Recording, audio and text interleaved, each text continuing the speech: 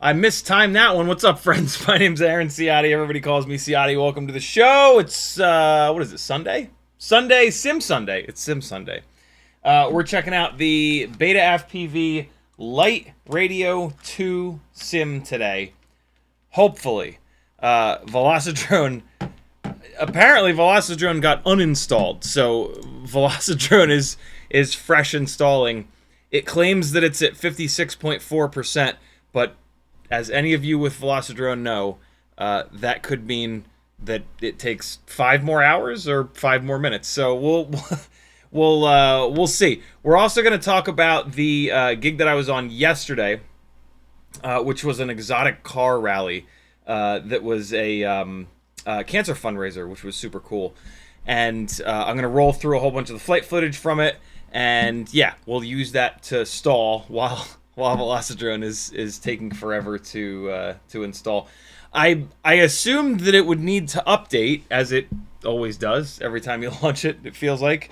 I didn't realize that it had gotten uninstalled. I think it got uninstalled when I was trying to figure out where all of the storage on the main hard drive of this computer went. Velocidrone is a massive install file, and it buries it on Mac. It buries it in like a really weird launch ID folder. It's super annoying. It's like 80 something gigabytes. Like, it's just an FPV sim, but yeah, it's this massive file. So this is one of the reasons that I don't do many sim Sundays. A, nobody really watches them, but B, yeah, dealing with Velocidrone is a bit of a nightmare. It is still sort of the best of the sims from like a physics standpoint, and it's the one that the most people have. So it's the one that I'll kind of stay with until there's another one that like really is that much better and is also Mac compatible. CiottiFPV.com. If you like these live streams and would like to see them continue, this is a totally crowdfunded thing. Without your support, I literally can't do these as a 50, 60 hour a week job. So hop on over. Patreon's the best way that you can support me, but you can also buy yourself something on my Etsy store or on my Teespring store there. Replace all of your bookmarks to the different websites that I have affiliate links to with those affiliate links. You do have to hit affiliate links over and over and over again. So don't try to remember to come back to my website every single time before you check out on a website. Just change your bookmarks. If you don't use bookmarks, your URL bar, you can remove the suggestions that are currently there. For, you know, if you start typing Amazon.com, if you start typing Amazon and it suggests Amazon.com, you can remove that suggestion, hit my affiliate link a couple times in a row, and then your browser will think when you type AMA, you want to go to my affiliate link. There you go. Do one a day, and it won't be... Do one per live stream, and it won't be that much of a nightmare. You can also work one-on-one with me through Fiverr if you want to really learn a lot fast. And yeah, there you go.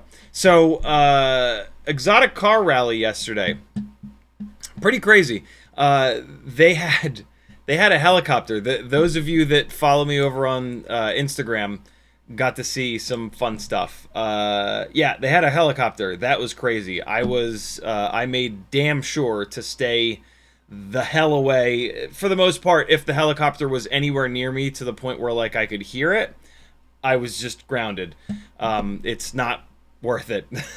It's, you know, when dealing with helicopters, yeah, stay all the way away from them or just stay on the ground and wait for them to be gone.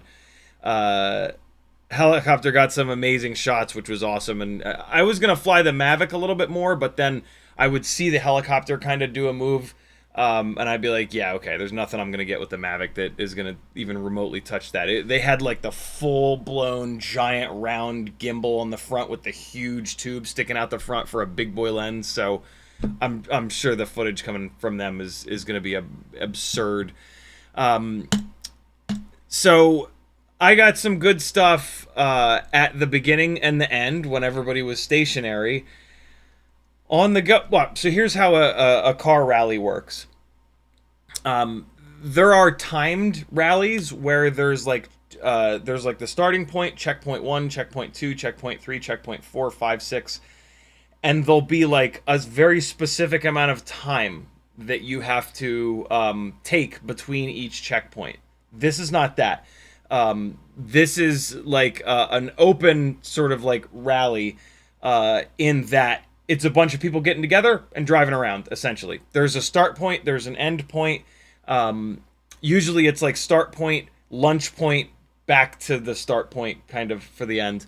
But yeah, this was the looser definition of like a car rally, which is still super fun. Absolutely nothing wrong with that. It's nice for their, you know, just... It's nice to just go and enjoy it rather than it turning into a competition and whatnot. Vin Wiki was actually there. Ed Bolin was there, and that was super cool. I'd never got to meet him.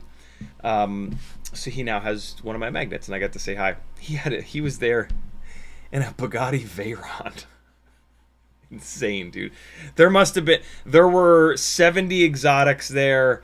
Probably the cheapest of which was 300,000, maybe 200,000, somewhere here and there. It was absolutely outrageous to see.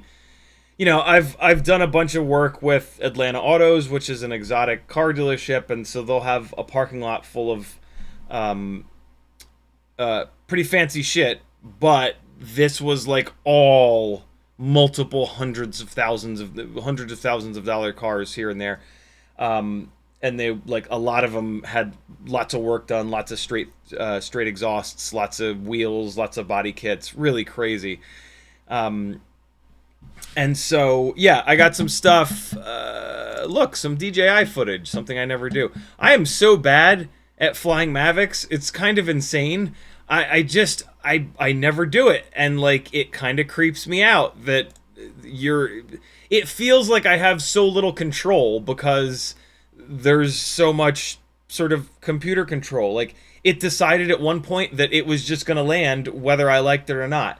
It still had I think 11% battery, and the home point was like 5 feet away from where it was hovering, about 8 feet in the air, and it just forced a landing.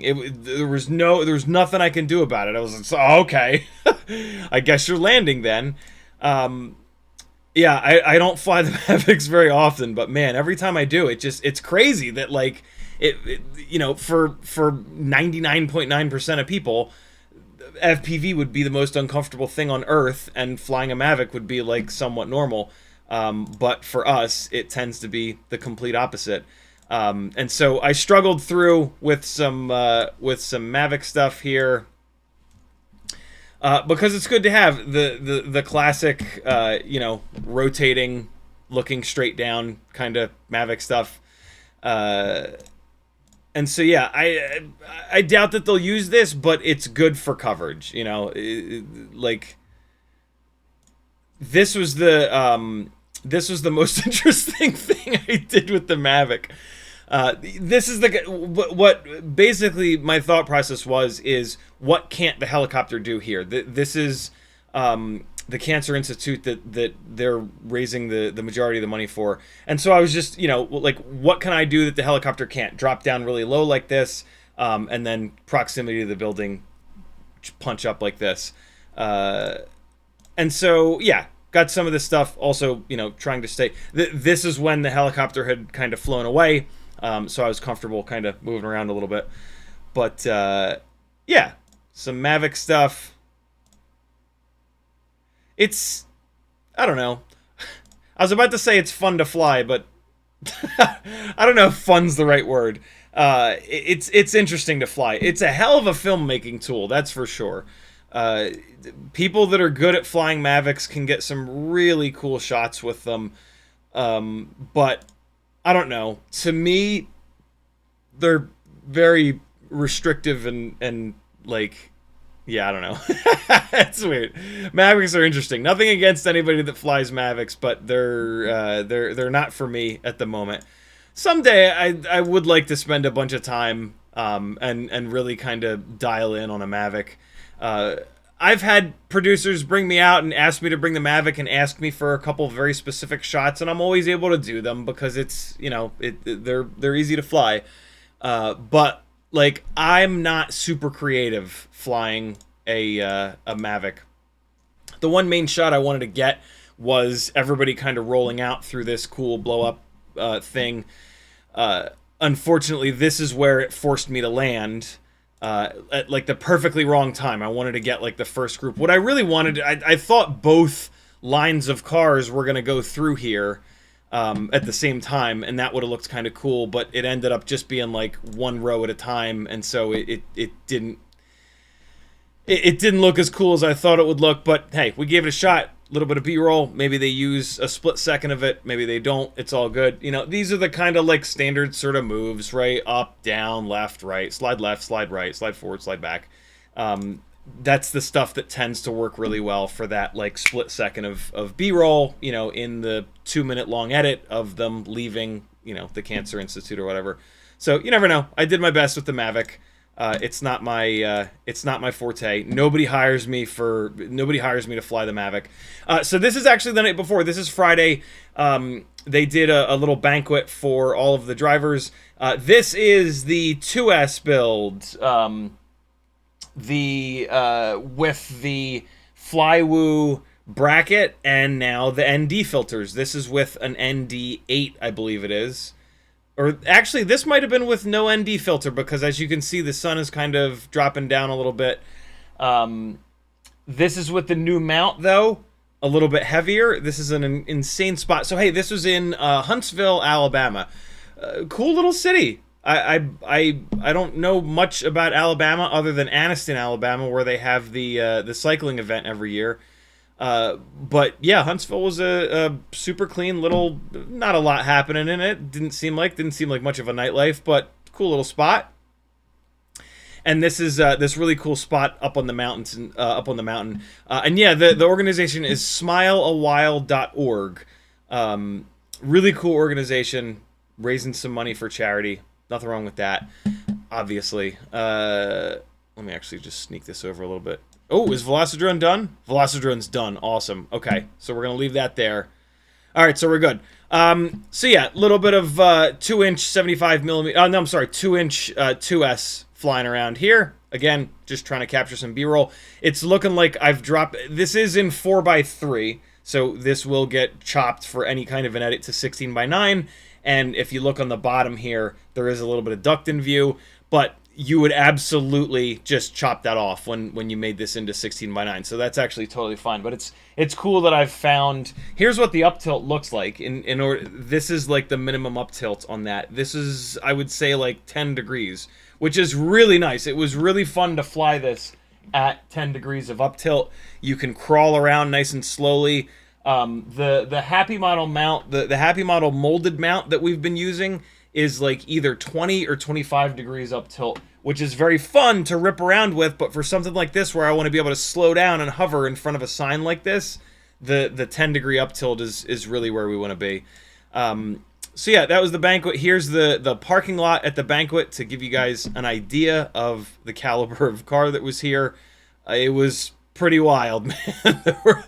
There were some very unique, very low volume, very expensive cars at this rally. It was wild, man. There were people coming from multiple states away. This was the little crew that were putting the Smile a While sticker windshield banners on all of the cars. Got to talk to a bunch of the owners at the banquet here, which was very fun. You know, they would see the goggles around my neck and be like, "What the hell is that? What are you doing?" And so that was interesting. You know, nothing like it's you know, for little old me, it's always interesting to talk to people that are literal millionaires. And to have all of them in one place is always kind of interesting to hear the conversations that they're having. It's like it's a whole, you know, they live on a different planet than most of us do, for better or worse. But always amazing to see folks that, you know, have lives like that are willing to give back. I'm assuming that it costs a lot of money for them to enter into this rally, which they then donate a lot of to the Cancer Institute. So that's always, you know, super nice to see people using their privilege for good. So yeah, there you go. There's a little look at the cars, and there's the kind of mountaintop. Beautiful, beautiful view of Huntsville. What else do we have here? So again, they had a really good band. This is actually now the 1S little drift car chasing rig. There was a little bit of wind up here, and so this rig was getting kicked around quite a bit. The 2S 2-inch rig, if you looked really carefully, you could actually see it getting kicked around a little bit. But the 1S rig was really kind of struggling. But it's just so lightweight and so little that you can really do interesting kind of stuff with it. Getting just ridiculously in close with the band here. So again, you never know. This was me, you know, this is Friday. Friday was considered a travel day for me. Travel days I don't usually fly. This was totally just for fun. I didn't know anybody here, so me spending like 3-4 hours at this banquet, it would have been tough for me to like strike up conversation with enough people. And so it was really fun for me to kind of fly this around. And then of course, you know, you and I could talk about it. And I love flying. So, you know, this was an absolute blast. Everybody's reaction to it was actually amazing. You know, again, when we fly these little tiny whoops, the reactions that we get are all really, really good. Hold on. Let me close that door, guys.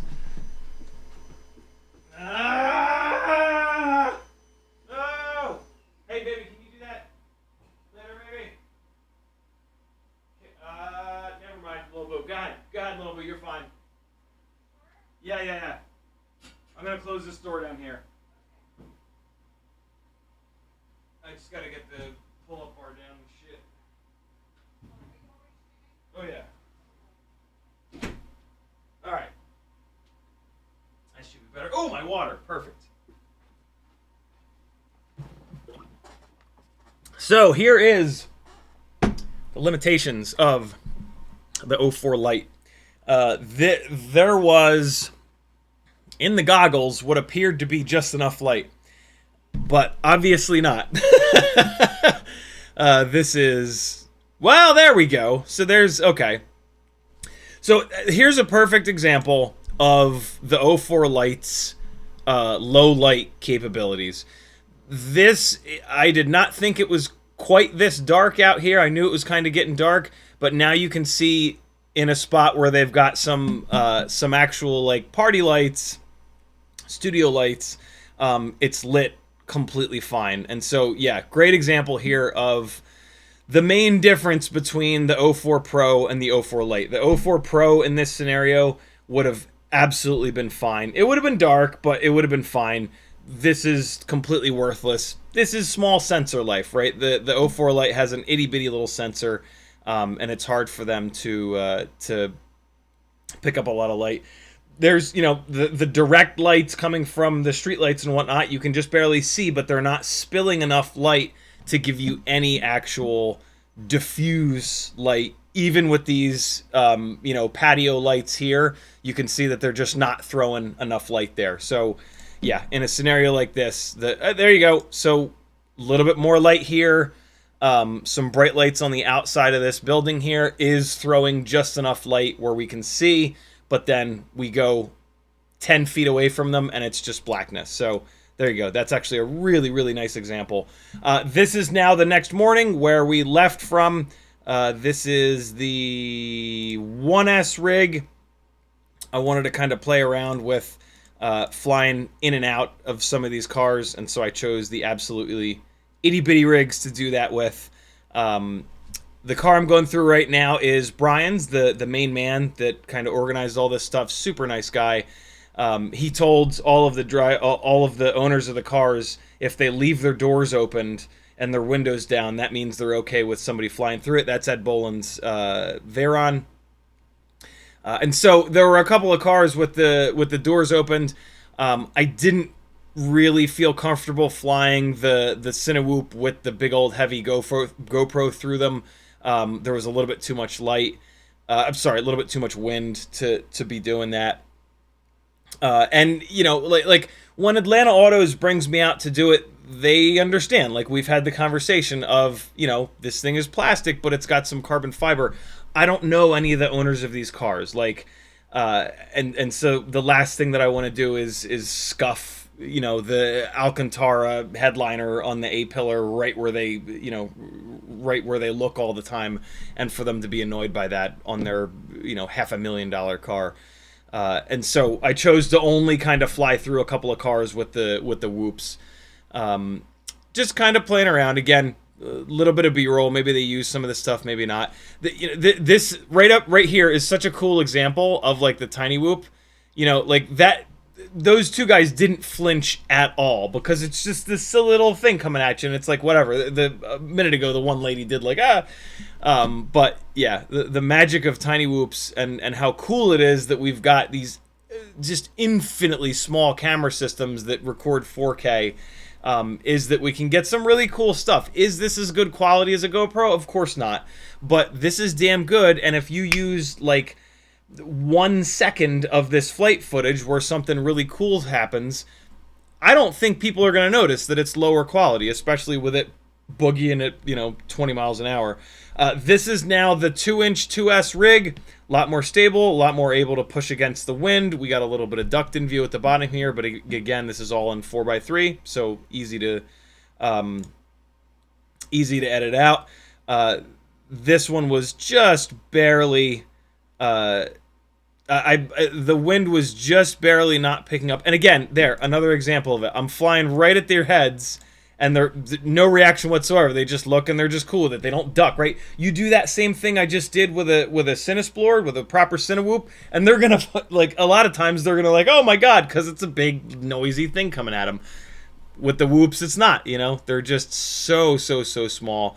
Really, really, really cool. It's so fun to fly something, and have people not react, and or their reactions be smiling rather than like horrified. There's a little bit. I'm trying to remember if I had an ND16 on here or if I had an ND8 on here. There's a little bit of motion blur. There's a little bit too much motion blur. If I had an ND16, I should have had an ND8 on here. Really, really nice. This is the first time I've really flown around with the ND filters. Again, this is more sort of just for fun. But I flew a bunch of batteries with the proper Cinesplorer and the Hero 12 on there. But yeah, very cool to spend a little bit of time with these, and again, there could be, I'm gonna send this footage, and if there's a really cool moment where I go whizzing by, you know, Vin Wiki, Ed Boland's face, they might use that. And with B-roll, like, you know, it's in, it's out, it's quick, half a second, 2 seconds. You're not, there he is, there's Ed.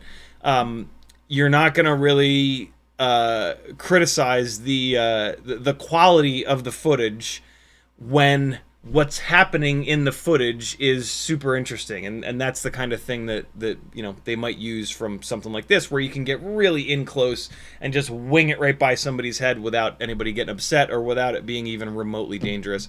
I really wanted to fly under the wing in his Veyron, but he didn't have the doors opened, and underneath the wing it's just wide open, so if I had bumped the wing, it would have fallen into the abyss. And like the muffler is right there, and I didn't necessarily know if the muffler was still hot from him driving in, and the last thing I wanted was to have melted Tiny Whoop to a, you know, $20,000 muffler on $1 million Veyron. So I decided not to fly under the wing. If I'd been able to have like more than a couple second conversation with him, I would have maybe asked him, but he was just getting mobbed by people all day. So I was like, you know what? Nope, I'm not gonna be that guy. He's here to enjoy himself and have fun. He was one of the sponsors of the event too, so very cool of him to make even more of a donation to kind of be there. So that was really cool. VinWiki is a really popular car-based YouTube channel for those of you that aren't complete car nerds, and it's been around for a long time. He interviews really interesting people, and he's a really cool guy. All right, what else? Let's get through the end of this. Some more winging around. This is back to the 1S rig. This is the lunch stop. We stopped at lunch, and it was just this big room of everybody, and I was like, you know what? This is a perfect opportunity to just kind of whiz around. And again, you know, this is the kind of stuff that, like, everybody looking up and smiling, if in the 2 or 3 minute edit that they do, they show the lunch stop, this could be like a perfect little, like, 1 second piece of B-roll, right? And so I took the chance to kind of just float it around the room and kind of show the interior, something like that, right? I was a little unsteady there, but I did this a couple times, right? Shows the scale, shows how many people were here, that kind of stuff. There's the team of I think it was the sheriff's office. We'll talk more about that in a second. But yeah, the people wearing all the matching T-shirts, those are all the drivers and the passengers as well, I believe. So I did 2 quick batteries in that. I was up front. I was trying to look for something that said the name of the place, but it didn't say the name of this place other than like over here on these T-shirts. What's it called? Top of the River was the name of the place. I was really looking to like kind of frame up the name of the place and then fly through.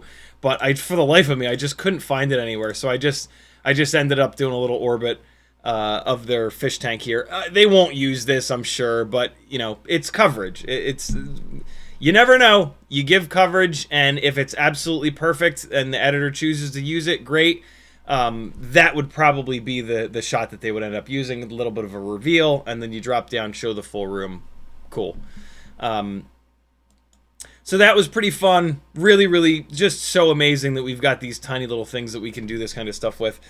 This was the ending point. They had a big car show at the end. A bunch of the cars have by this point moved out. I flew the Cinewoop with the Hero 12 first, and then I just threw a couple quick batteries in the air.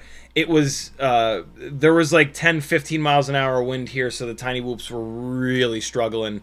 But again, just kind of farting around, flying through a couple of windows, couple of open doors, really struggling though because of the wind. That's that's either a LaFerrari or I forget what that is. Man, I used to know a lot of the exotics, but in the last like 15 years, good God, they have put out so many different exotics. I've really had a hard time keeping track of the names of them. I'm pretty sure that was a LaFerrari, though, which is a multi-million-dollar supercar. A couple of the photographers that I was kind of hanging out with, just saying hi to them. Another little bit of farting around, trying to kind of show a couple of the volunteers here. A bunch of these folks are family members of Brian's, so trying to just frame them up real quick. Again, keep it moving, keep it quick. Maybe they use it, maybe they don't. You know, better to give them something if... You know, you never know. Maybe they end up doing a documentary about this with talking about the support that the main guy Brian gets. And, you know, that kind of footage right there could potentially be used. And now we're into proper Hero 12. It's going to look very flat because you record in flat color profile and then the editor is going to color grade this. So if this footage looks worse to you, once it has... the color correction applied, it'll look a lot better, or even just the LUT. So don't judge this by the lack of contrast and whatever. This is, you know, yeah, some Cinewooping, just kind of show the number of people, the number of cars. Keep it chill, keep it as steady as you possibly can, as we always talk about, right? Always remember that when you're providing footage for an edit, and there are 10, 15 other photographers there with gimbals and handheld cameras, all of the other flight footage is going to be flat horizon, slow, or static. And so if you're ripping through here at 30 miles an hour, it's pretty much a guarantee that the footage is not going to get used. Fly it like this, fly it as steady as you possibly can, as flat as you possibly can, and then if they need to speed ramp, they can. The main thing is to try to keep the horizon as flat as you can. If you're sending the horizon back and forth, rocking all over the place, it's going to be really hard for the editor to incorporate that with static camera footage. You know, a rip up into the sky is always a nice exit and entry. If you do this as an exit, as you're about to see, use it as the entry for your next shot. So you kind of come up, and now you line it up, and now this is the beginning of potentially the next shot if they choose to use this one. Wobbling a little bit around. This is a full weight, front heavy Cinewoop. That'll very easily come out in real steady go. I kind of screwed that up, so trying it again. Same kind of path, just, you know, you never know what the reaction is that you're going to get that's going to be perfect on the next one. So it's always good to kind of do the same thing once or twice or even 3 times. You know, there's now a bigger gap in between these cars, different look. Maybe the editor likes that look better. Also, doing these multiple times, it gives the people a chance to, like, get used to it, really. And so if you get any like weird, oh my god, it's coming for me reactions on the first try, just do it again and you won't get that same reaction. You might get that reaction from somebody else, but there was this little pond thing that was nice and flat, so, you know, try something here. I did kind of want to show the Cancer Institute sign a little bit. I thought maybe you could read it there. It was a little small. I think at the end of this one, at the end of one of these, I flew it up to the Cancer Institute sign itself. This is where I was kind of thinking about flying through these 2 cars, but I flew through this first one, and it reminded me, and something reminded me that when it's not a dealership, you don't know what's going to be inside the cars. People don't like prepare their cars for something that makes a whole bunch of thrust. And in this case, it was actually just a napkin, but like from my view, a piece of paper flew up and damn near got in the propellers. And I said, no, I'm gonna not do that. I landed and I wanted to make sure it wasn't like the bill of sale or something that the guy like really needed and ended up just being a paper towel. But then I just said like, yeah, you know, there's no telling what's going to be in these cars. It's an uncontrolled situation. There's also people walking around. Like Brian had told me it's totally cool to fly through his Aventador here, but you know, it's not a closed set. There's people just walking around. These two were kind of standing right by the exit, and so I kind of hung out for a minute and then just said, you know what, it's just not, it ain't gonna work. That's fine. And so now we're into the actual rally itself. So they drove for about an hour and a half. I was in a police, a twin turbo V6 police Ford Expedition, Ford Explorer. And it was insane, man. So the rally hired the police department to escort the rally and close all the roads. So we were able to do this because these roads were legitimately closed just for us.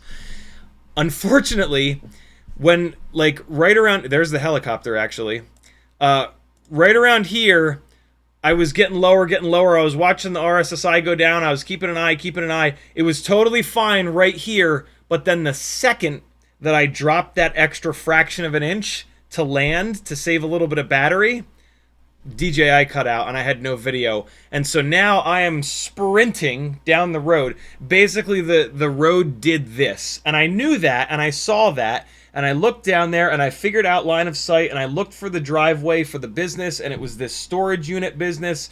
And I was like, okay, that lines up just right. And I was like, I'm standing up. I can see that road surface there. And so when I flew down there, I needed to find a good spot to land that I wouldn't get run over, but I would also be able to take back off. I didn't want to land in the grass. God forbid I couldn't take off out of the grass. And so I chose this spot and like, if I'd landed probably like 10 feet before this, but then I would have gotten run over, I would have been fine. And so now I am literally running down the street to try to get. First, I actually held the goggles up above my head, but it just wasn't enough. So I had to end up running down, and unfortunately, I missed the beginning of the group here, but I was able to capture the middle of the group. So this is me waiting for it to reconnect. But then, yeah, I think like, I don't know, I think I only missed maybe like 10 cars. The problem that I was having though is that the cars were I don't blame them, but there were these big gaps in between the cars. When we do this on like a music video set, we tell the drivers of the cars, yo, you got to tighten up. You got to be like uncomfortably close to the car in front of you. And so I tried to get around that by weaving back and forth through the cars because just running a straight path, there was way too much of a gap between each car. So I tried to go weaving back and forth. Here's a little bit of a head-on. I hate that I had the shadow in the shot, but there's absolutely nothing that I could do about that. You know, it's maybe they'll use this. This is filmed in 60 frames. If they slow this down, see, look how much cooler that is when those cars are stacked up like that. So I saw that and I was like, yeah, that's the group that I want to chase. So I turned around a little bit early here. This NSX had 335 millimeter wide rear tires. That's like 13 inches wide. It's insane.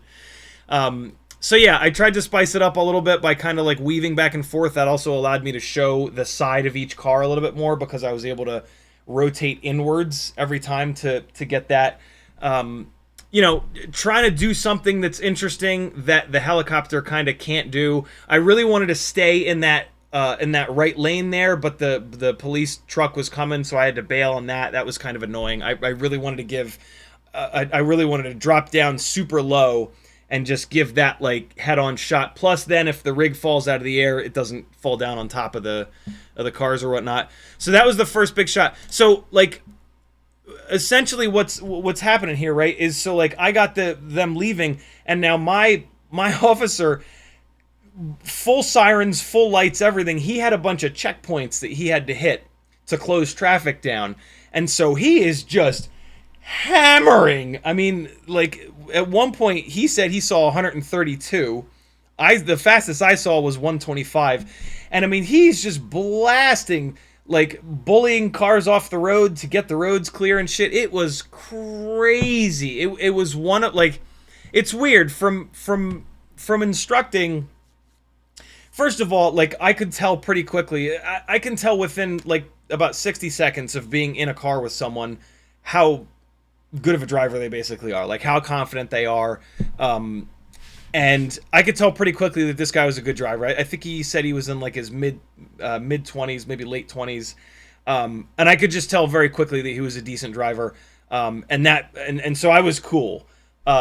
All the years of instructing, I've learned to just, you know, hey, if you wreck, the airbags are going to go off and it's going to hurt like hell, but we're probably going to live and it's probably going to be fine. And so, like, it wasn't like, it's funny, the other photographers are like, oh my God, it's so scary, it's insane. And I'm just like, it's not scary, it's sketchy for sure. And like, I'm worried for like the ball that rolls out in the street and like a kid that runs in front of it or something like that. But it wasn't necessarily scary.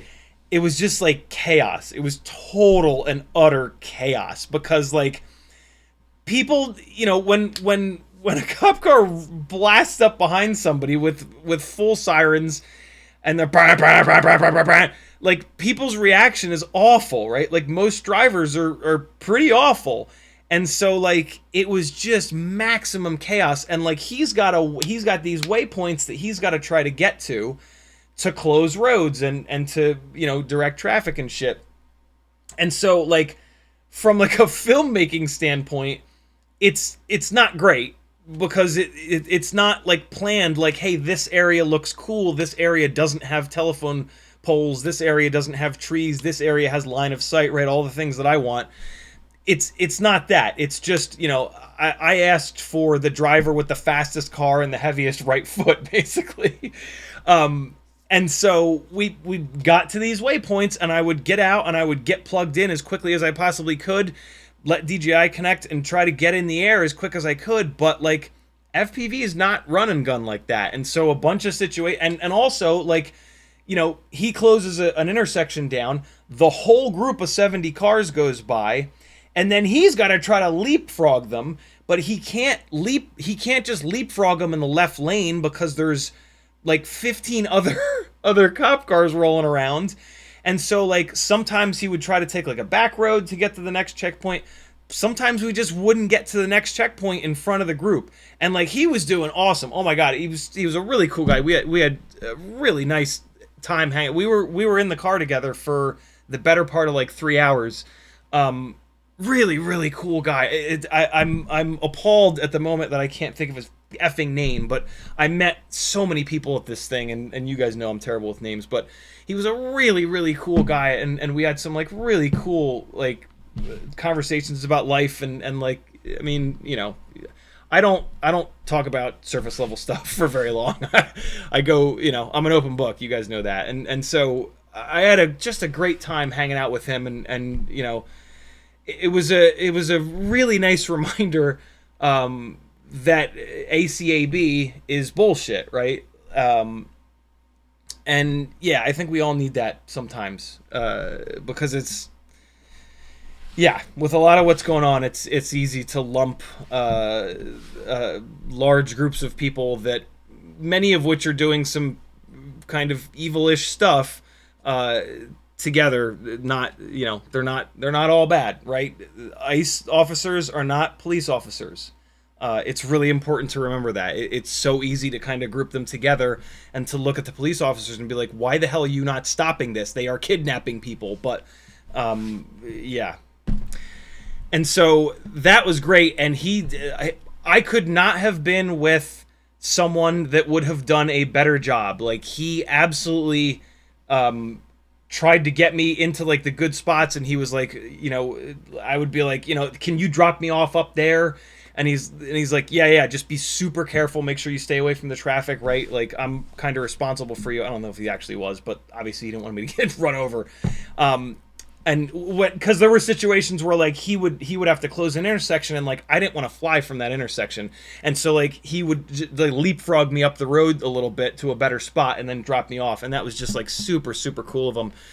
This was one of the scenarios where he was stuck behind a bunch of other squad cars and he just couldn't get me up here in time.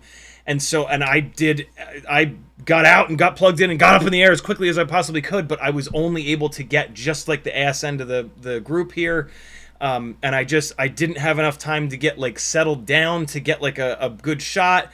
And then, you know, these guys are having fun, like they're flooring it and flying. And for us, you know, a 600-700 horsepower Lambo is going to leave us pretty quickly. I was running pretty low camera angle, so for me to try to keep him in frame, I'm like looking straight down, and it was just super hard. And so there's, you know, that was like one of my big shots that I was able to get. I doubt that they'll use that, but I mean, you never know. It's in 60 frames, slow in that one little rotation around that Lambo. That could look cool for 1 second, and FPV footage a lot of times gets used for 1 second at a time. So I did absolutely as good as I could.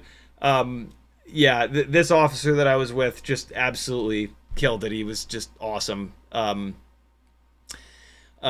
course, you know, I would have loved to have gotten the mega hero shot where I'm like an inch off of the Ferrari or whatever and they wave or something like that. But like, this was unbelievably chaotic. And I don't know how, like, I don't know how this could have been done better, right? Like, you have to put your media team in these police cars because they're the only ones that can go completely apeshit and like leapfrog the pack, and they don't care about us getting media at the end of the day. They care about everybody being safe and nobody getting run over, and that's the way that it should be. And so, you know, it's we got everything that we possibly could. I'm certain that the helicopter got some absolutely outrageous footage. And so the edit for this event is going to be insanely cool.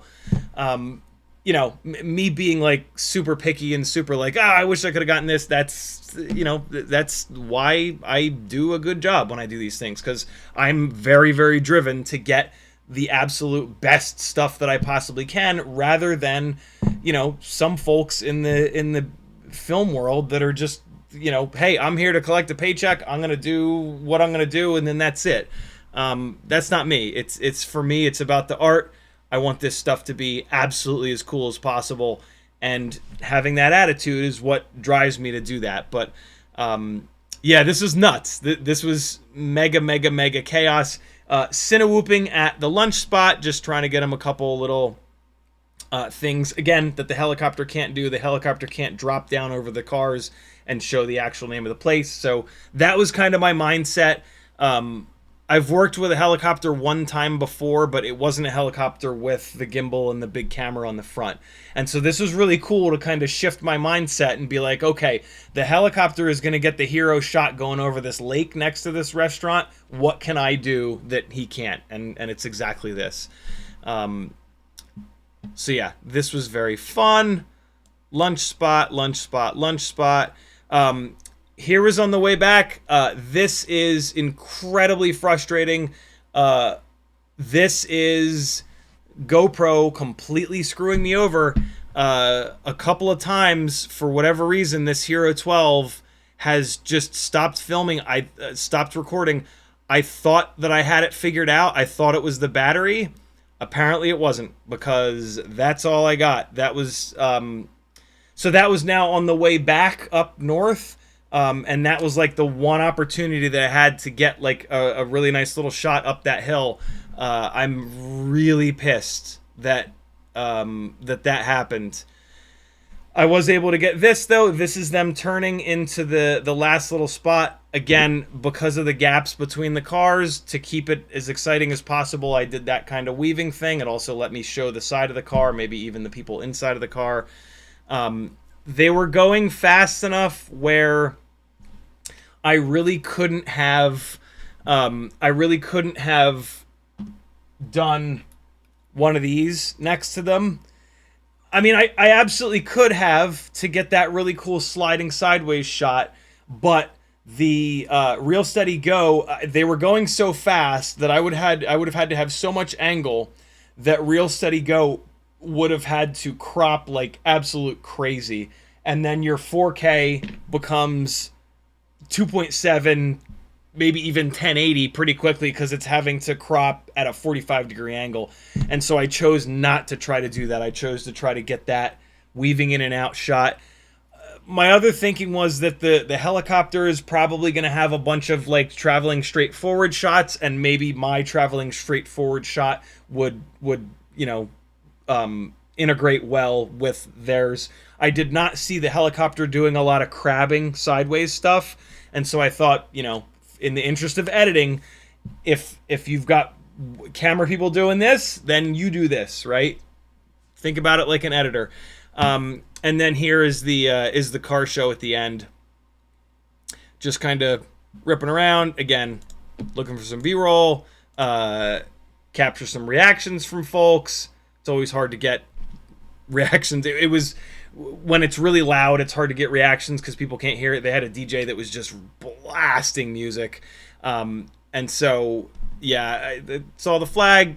Try to get that, all the hits. You guys know what's up. It's all about like these. Like this is something that might get used right here. 1,000, 2, 1,000, 3, 1,000, and that'll kind of be it. Maybe they'll speed ramp through this if you do it smooth enough. With Real Steady Go, that'll flatten that out and it'll be cool. But yeah, man, there you guys go. That's what I did on Saturday. What did you do on Saturday? I'm super lucky to get. Oh, I also got the. It was at a.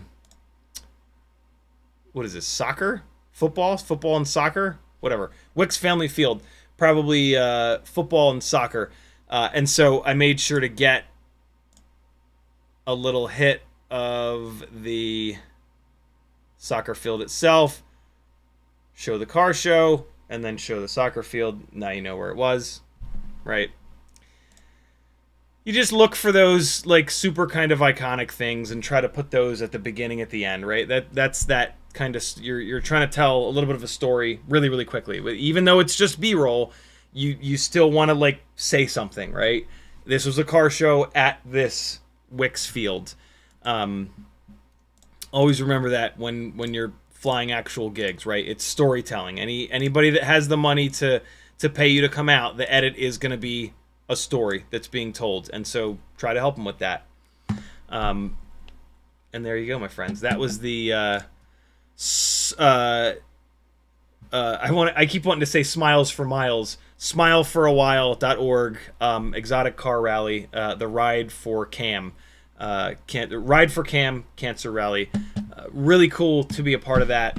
I had an absolute blast. It was such a pleasure to hang out with this officer all day. Yeah, I just had a great time. And I hope some of that footage gets used. That was pretty much everything. Yeah, that was pretty much everything. I kind of sped through some of it. But, yeah. There you go, friends. There's a chat. This is a live stream, and there's a chat. I forgot. Render was first. Spaceman Spiff was next. Schnauzer FPV, Matthew W, Frank Nicholas, Fizz PV, Levster, Jason Levin, Cole Powers, Tamava, Fizz PV, Shay FPV, Bruno, Michael Kajas, Phil Bradley, Frank Nicholas, Andrew Taylor, Benny Bravo, Psychedelic. I'm not going to go through the whole list, but those are the first bunch of folks that were here. If you want to talk directly to me, this is a terrible live stream for that. But type CiottiFPV and I might read your comment. Levster says, hi, everyone. I got to go. Frank Nicholas says, if Velocidrone is reinstalling, check wear and disk space. Low available storage could cause a problem and or a delay. Already did that. It actually wouldn't install. I had to delete my text message attachments in order to free up enough space on this little Mac Mini for Velocidrone to install, which is super frustrating, but Kelvin says hey, Zabluga says hey, Me Huggy says hi, Frank says I think DJI like Mavic Phantom first started trying to land, well 20% battery left for safety, low enough battery it will land so it doesn't fall out of the sky. Yeah, it gives you the warning at 20 which you can cancel, but apparently at 11 it it said, "I'm landing." There was no like cancel. It was like, "I'm going to land," and it let me land it. It didn't return to its home point. It did let me land it, but there was a notification on the screen that I could not clear out. It was like, "I'm going to land now." I'm like, "Oh, okay." I'd never seen that before. It makes sense, I guess, but it makes sense until it tries to land somewhere that someone's standing, right? Like, that's what makes me so uncomfortable about the camera drone stuff, is that like it, they have these safety measures in place, which like in some cases, in most situations, are actually a really good idea, but like there should be some way for you to go in there and like type in your part 109 number or something like that, or sorry, part 107 rather, and for it to be like, okay, cool, you're an actual professional drone pilot. I'm gonna give more control, and I'm not just gonna force this potentially unsafe landing on you. But yeah, I get it. If they put that in, then somebody's just gonna put their 107 number on fucking Reddit, and everybody's gonna type it in, and right, there's always gonna be a way around something if they build that in there. CiottiFPV says, yeah, goggle view looks lighter than recorded footage. I have the brightness turned down. You know what it is? I have the brightness turned way down on the Goggles 3, but I was using the Integras, and I don't think I have the brightness turned down enough in the Integras, which I'm going to fix right now, actually, as soon as they boot up in 10 minutes. Chaos Wonder says, what was the coolest car you saw there?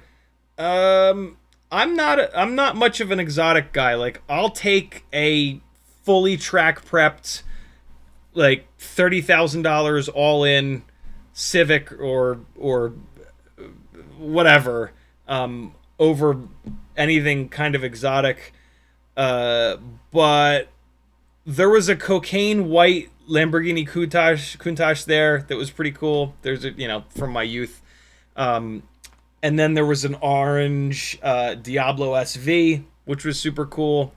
But yeah, I'm just not much of an exotic guy. They're just completely outside of the realm of possibilities. And so it's like, why would I there we go. Now we're talking. Much better. And so I don't really think too much about them, you know what I mean? But they're super cool, but it's just they're completely unrealistic, and so kind of is what it is. At the car show afterwards, there was a Pagani Huayra, which is probably the most expensive of them. I want to say those are like $3 million. It was just constantly mobbed by people. There were some very cool cars there, but I was working. I wasn't paying much attention to the specific cars. What was cool is that a lot of the cars, they weren't. Most of them had some mods done. There was a long time where like exotics never had any modifications done. It was just like heresy to do that. And it's cool that the world of tuner cars and the world of exotics have kind of mixed together. That's really neat to see. FizzPV says, I bet you have a story about flying drift events that he would have you on for. Would be good cross-marketing. You never know. I messaged him a while ago, and he never got back to me. He's a massive content creator, and so that makes sense. You never know. I tagged him on Instagram, and so yeah, if he sees it and messages me, you never know. But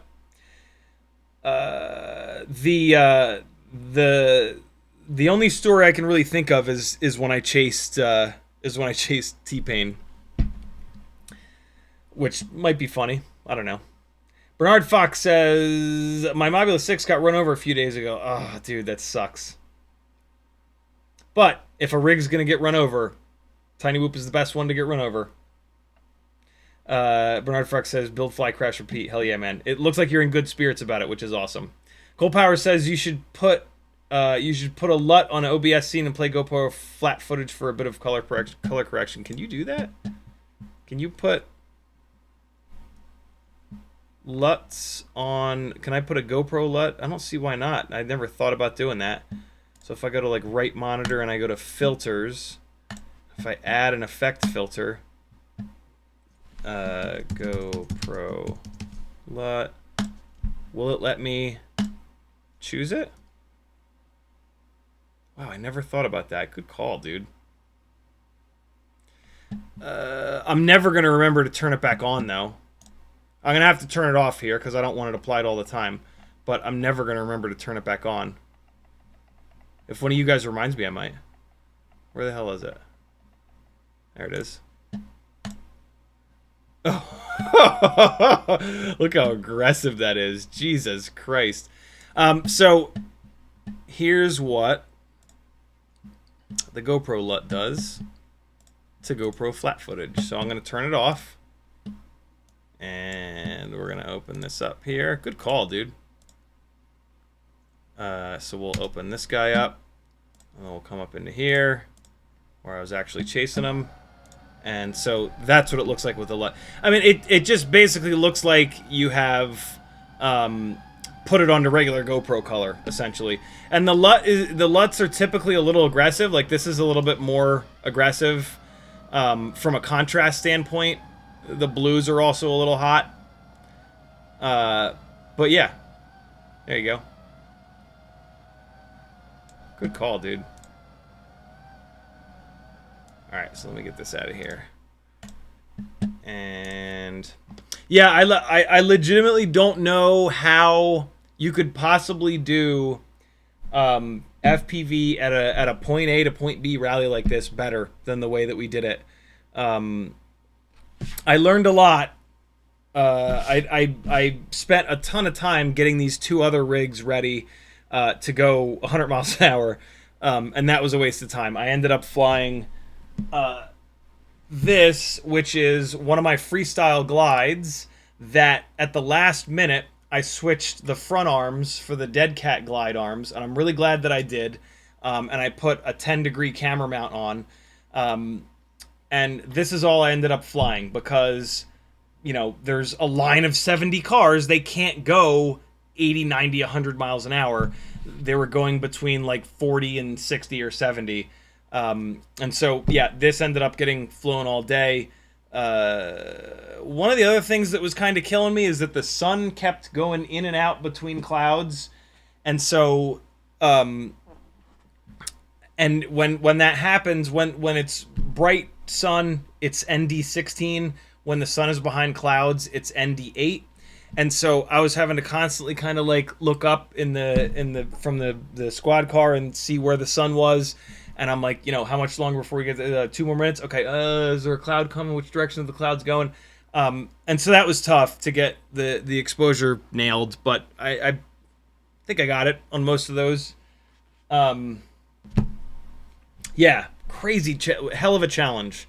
But maybe I got something that they can use. I hope so. Let's get in the sim, friends. CiottiFPV Bruno says, I think of ideas and bring them up next year. You know they'll have you back. I hope so. If they use any of the footage, then yeah, they might have me back. If none of the footage gets used in the edit, then it was an expensive day to not get any flight footage out of it. But yeah, I don't know. They had a helicopter there with a massive... They had a filmmaking helicopter there. That could not have been cheap. So, you know, maybe my day rate was kind of pennies. I have no idea. You know, for all I know, it cost $20,000 for each car to participate in that. So maybe they had just absolute infinite budget. I doubt it, but you never know. I would love to go back next year.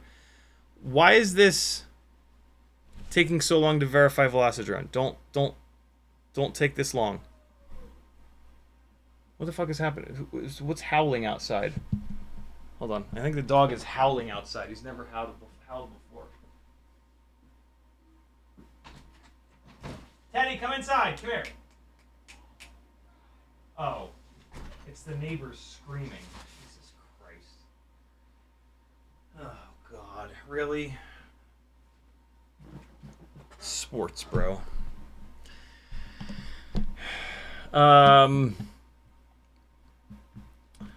Frank says, when DJI forces a land, you can always guide it. Ah, very cool. I did not know that. Uriel says, wow, pity I was too late. Nice cars. Just rewind, brother. You're not too late. You good? Hey, there goes Velocidrone. All right, cool. So, wait, hold on. We are taking a look at BetaFPV was cool enough to send me their brand new LiteRadio 2 Sim Edition. This is $18. If you've got somebody that's thinking about FPV, this is what you tell them to get. $18 is so much better than like, oh yeah, just buy your transmitter. It's only $150. And then like if you don't like FPV, you can sell it. Like that sucks. No, you tell somebody to buy something that's 18 bucks, and then if they decide they don't like it, they throw it in the garbage. Or they give it to somebody else, right? So this is really cool. I didn't yeah, I didn't really like think through that initially.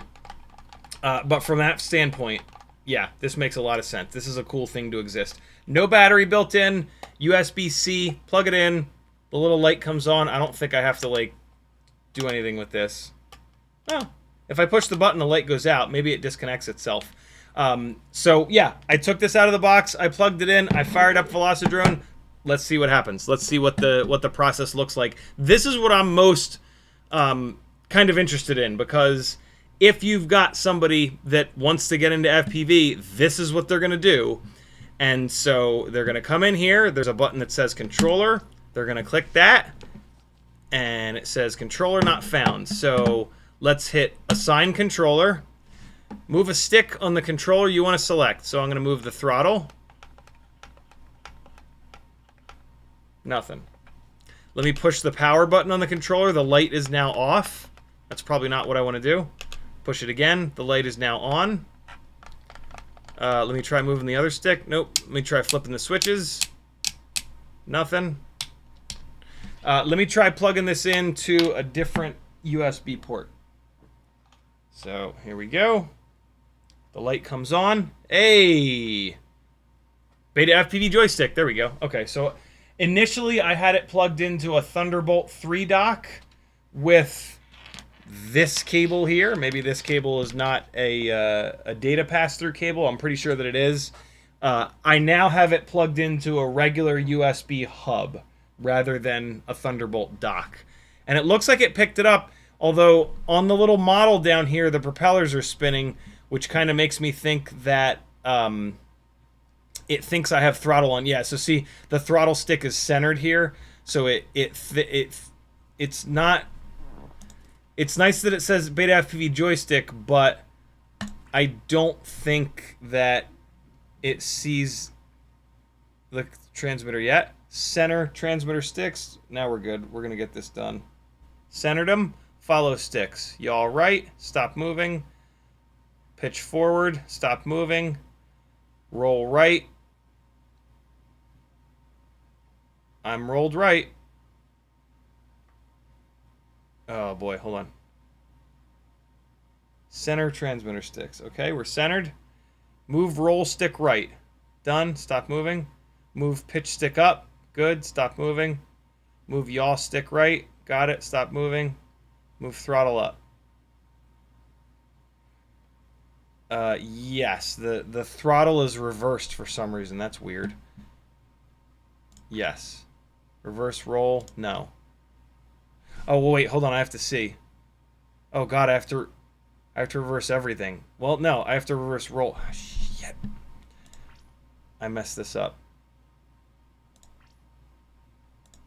I messed that up. Damn it. All right, we got to do this again. That is totally my bad. Center transmitter sticks. Okay. Follow sticks. You all right? Follow sticks, pitch forward. Roll right. Stop moving. Throttle up. Come on, I just did. Stop moving. Center, got it. Move roll stick right. Stop moving. Pitch up. It's weird when I move it, nothing happens, but then when I move it back to center, that's when it says stop moving. Which is why I'm having to reverse them, I think. Move throttle stick up. Nothing's working. Reverse any controls. Yes. All right, so the throttle is reversed. The yaw is reversed. The roll is correct this time. That's weird. But the pitch is reversed. Interesting. Reverse any controls. Yes. Reverse roll. I don't need to reverse roll. Reverse pitch. Yep. Reverse yaw. Yes. Reverse throttle. Yes. Now we're good. Okay, I mean, that's not difficult. The only thing that might confuse somebody that's brand new is they don't necessarily know which one yaw is. I guess they could have seen it when we were going through them, but it might be a little bit confusing knowing what roll is, what pitch is, what yaw is. But that wasn't too bad, and now we're assigned. We could now like map a bunch of buttons onto our switches here. Although it doesn't look like the switches are moving on the transmitter, but that's just silly. You don't need to do that. When I zero the throttle, the little model down here stops spinning the props. Full throttle turns it. Yaw left, yaw right, roll left, pitch forward, pitch back. Not bad. Cool. So that's it. That was not very bad. Let's fly a little bit. We're going to do a multiplayer room so that you guys can join in. And yeah, we'll see how these gimbals are. They feel pretty smooth. I don't know if they're Hall sensor gimbals or what. I am loosening one of the thumbsticks right now.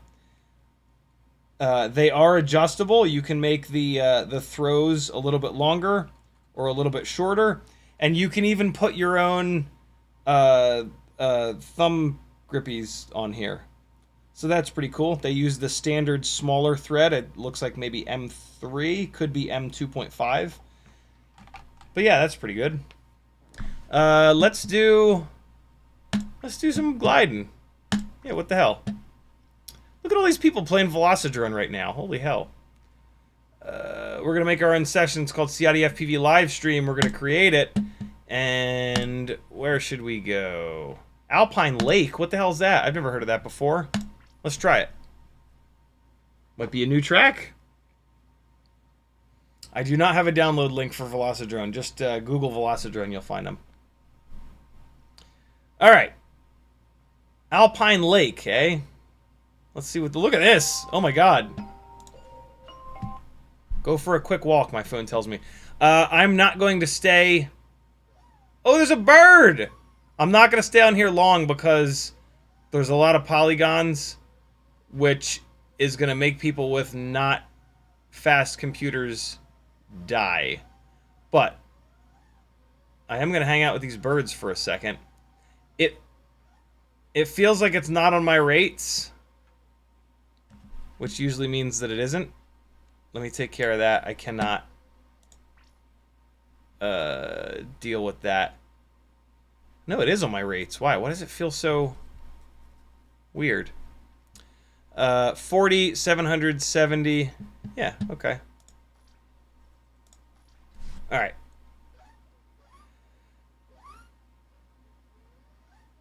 All right, where'd those birds go? Where you at, birds? Is it just really low? Hold on, what's the up tilt? Nope, that ain't it. Up tilt's 30. I think it's just that I was flying very slow with a average rig. Hey, there they are. What's up, birdos? The birds are flying really slow. Birds don't usually fly this slow. That's what it is. Let's power loop the bird. What's up, buddy? He just gliding at like 4 miles an hour. Look at him. This is pretty cool. A little bit of northern light action. Look, they have a map with birds, man. How cool is this? One of the if you fly FPV for long enough, you will get a chance to fly with birds. They'll probably be like a turkey buzzard or like a vulture or something. It is one of the most magical experiences you will ever have in your life. I will never forget the first time it happened to me. Um, the coolest thing about it was it really hit. You know what? You know why this feels so weird? Because it's low frame rate. Because there's so much going on here. There's too many polygons. Um, it was what really struck me was that I was in their world. You know, like we live down here. They live up there. And it was really cool. I'd never really thought about it that way. And yeah, that was super neat. All right, we're going to get out of here. But we'll just do a little tiny bit of... Yeah, this transmitter's totally fine. I've had a BetaFPV LiteRadio before. I think the version 1. And it was alright. The gimbals feel fine. It's small. Like, I am pinching on it right now. And it is small. Like, I have really long fingers, and so it's not the best for me, but it's totally workable. If you've got smaller hands, or like for a kid, this would be absolutely brilliant. God, look at this thing just boogieing.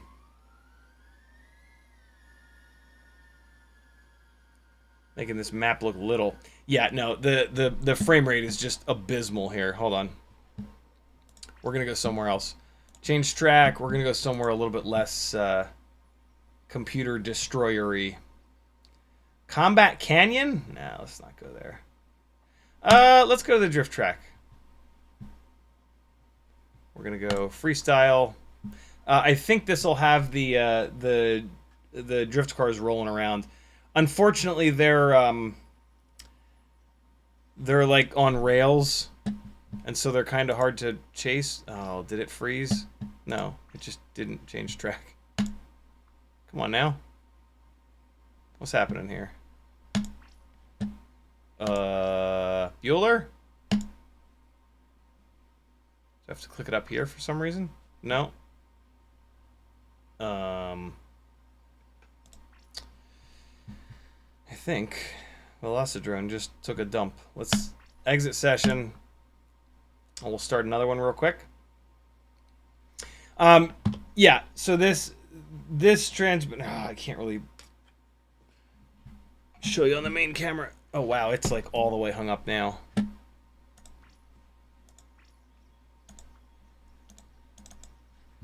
Oh, boy. I'm going to have to quit out, I think. Quitting out! Hopefully it doesn't take forever to... Oh, wow, it won't even quit. It is all the way hung up. Nope, nope, there it goes. Okay. And so, here, let's relaunch this. For my giant hands, I'm like all over this thing. I'm like, ah! And so, like, I'm trying to kind of choke down on it, but then it puts my hands into, like, it angles my hands in a weird kind of direction here. The reason that I use the QX7 is that it's really wide, and it puts my hands out here so that I can comfortably get in here and get to the corners. And so this is kind of the complete opposite of the QX7, in that, you know, if I get my hands up here so that my wrists are separated, I might as well be grabbing the opposite one. But it works, right? I mean, this.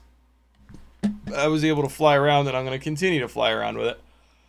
But if you've got giant long fingers, it might not be the thing for you. For a kid, though, or for anybody with normal hands, there's nothing wrong with this. This is the same shape and size as a lot of the gamepad style controllers. It's also the same kind of size as like an Xbox or a PlayStation controller. So I don't use transmitters like this because I've got big gangly fingers. But yeah, you're just gonna kind of move it around a little bit. I can obviously super easily get to all four corners, and it's ultra lightweight. This is boy, do I wish my transmitter was this light. My hands would never get tired of holding it. All right, let's try this again. And so we're going to do multiplayer. All right, we're gonna glide, and then oh look at that! It did change to the drift track. That's weird. It changed it, but then I guess I got stuck in there. Uh-oh. Or did it? Come on, Velocidrone! Hey! It's just loading, that's all. It's just loading. There we go. And it's even working. Alright, so let's see if the cars are in here.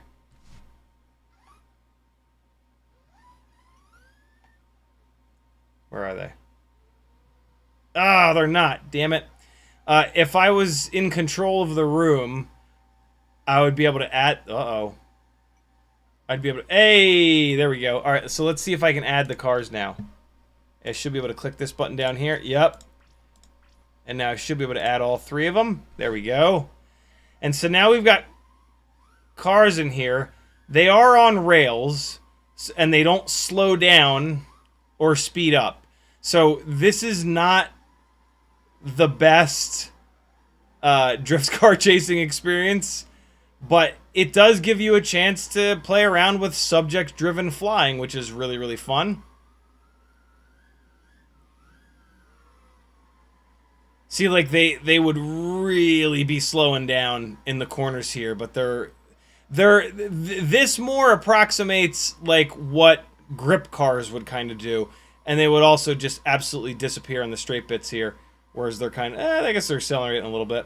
But the big thing is through the corners, these guys are really cooking.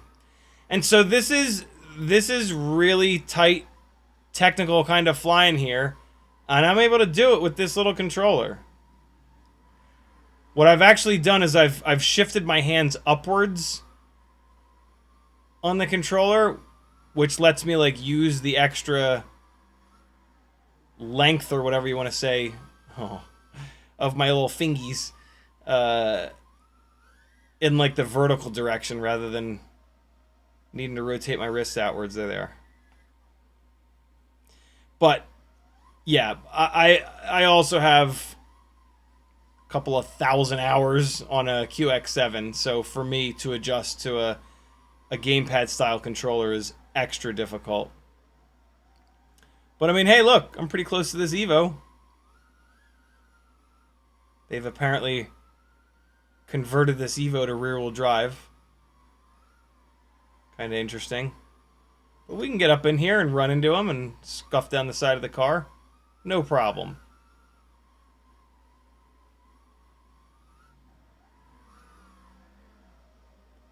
For somebody thinking they might want to do FPV, 18 bucks is amazing. Although I will say this, the regular LiteRadio 2, I think it's only like 30 or 40 bucks.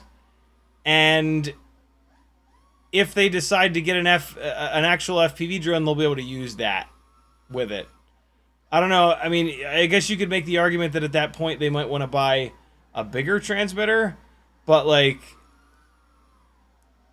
yeah, if you're trying to get somebody in the into FPV and they're willing to spend 35, 40 bucks, 30 bucks, having them get a regular LiteRadio is probably going to be a better solution because it'll work for this, but then it'll also work as an elrs transmitter, which is pretty slick. And like having something like that kicking around is pretty cool for like tiny whooping and whatnot, you know? For like a little gorilla whoop setup.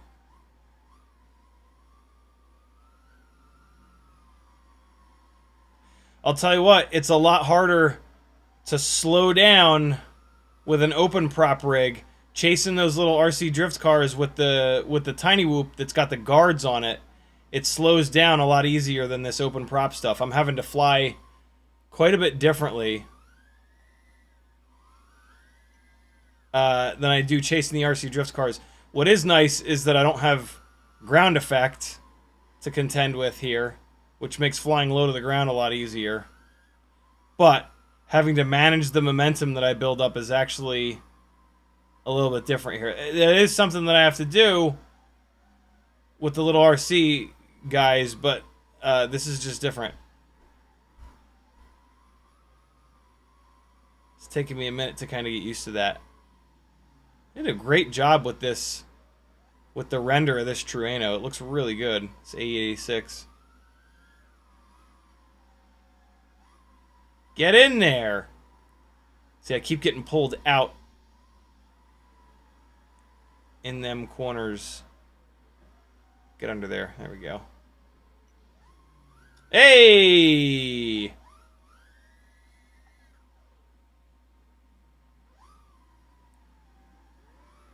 I think I might have the power. This thing feels like it has way too much power. Hold on.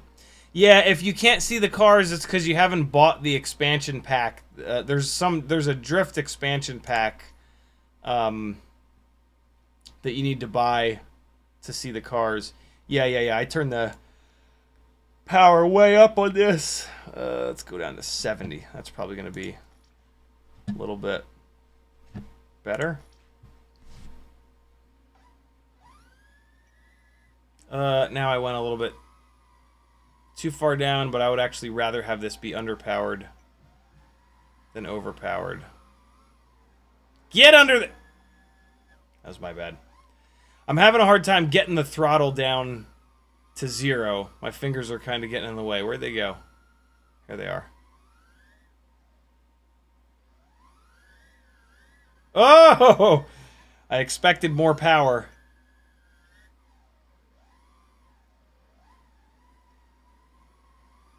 Got the little stick overlay on the bottom there in case you wonder what I'm up to. Man, they really take off on the straight bits here. I think they've improved this a little bit. I think they've... they used to... Like, when this first came out, I swear to God, they went the exact same speed all the way around. They do seem to be slowing down a little bit. Hell, his brake lights even just came on. And then speeding up on the straight bits, which is really, really cool. Oh my God, now Teddy is outside. Ah!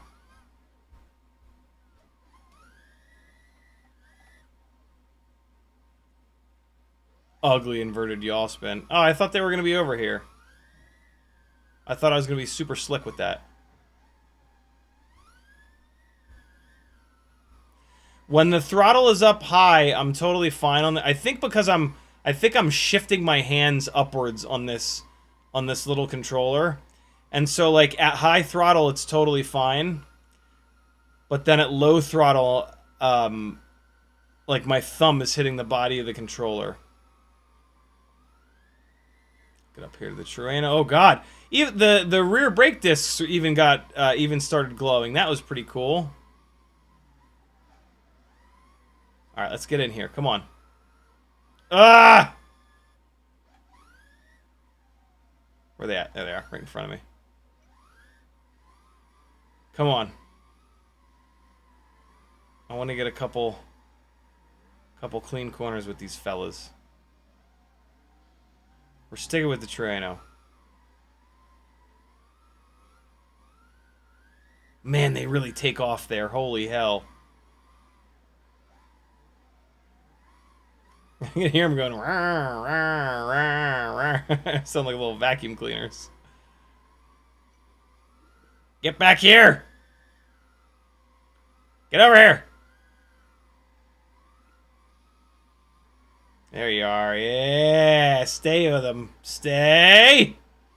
No! I tried to go under him.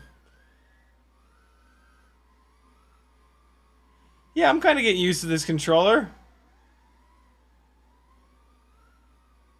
$18, man. That's really cheap. It's got like the gimbals feel totally fine. I would maybe loosen the springs up just a touch, but they're not. I've gotten, I've flown other people's transmitters and/or flown brand new transmitters that the springs are way tighter than this, which is super obnoxious. Oh my God! I smashed right into that concrete barrier. Again, I thought they would be over here. Here they are.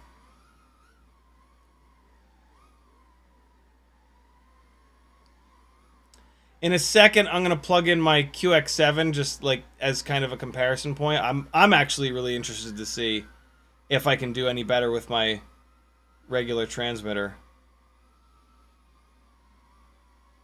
Man, they are really boogieing down that straight bit.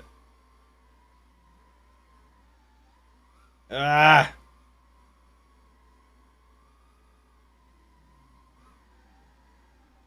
There we go. I love that they've got all these bridges. God, is that fun. No, no, no. Oh! I knew it was coming. No, no, get under. Yeah, buddy. Ah, I over-rotated a little bit. Go, go, go! Get up there.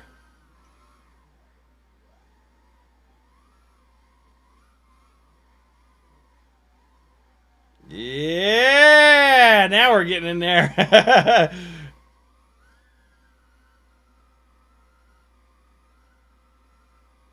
Come on. No! Oh god! All right, let me see if I can hot swap in my my QX7. Let's see if this will work. I might have to hop out and back into the session, but all right, so we power it on, and then let's see what the deal is here. So we're powered up, plug it in, USB joystick. Oh my god, that's nice. Velocidrone. I am impressed.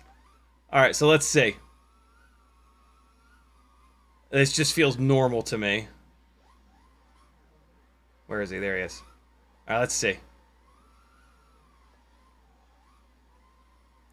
Hold on.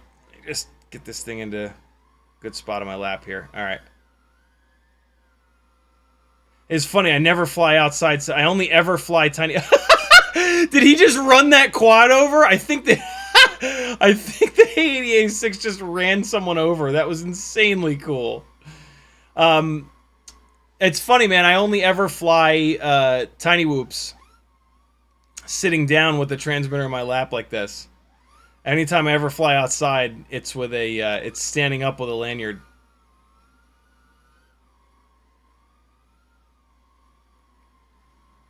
Yeah, so I can be a lot smoother with this. That's, you know, to be expected.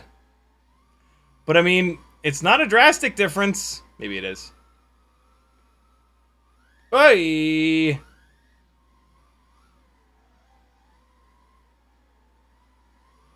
Yeah, I can kind of mix in between. I can mix between like roll, yaw, and pitch a little bit better on the transmitter that I've put thousands of batteries through. Go figure. Hey! But again, big hands, big long fingers.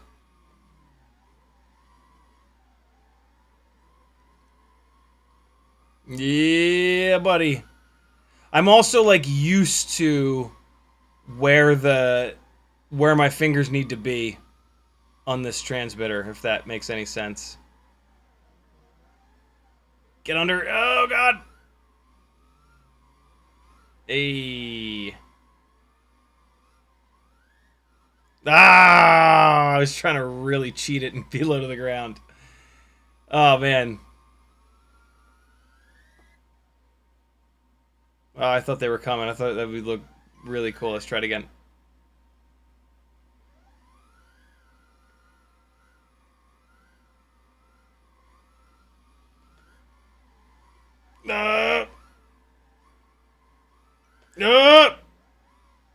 Where you at? There he is.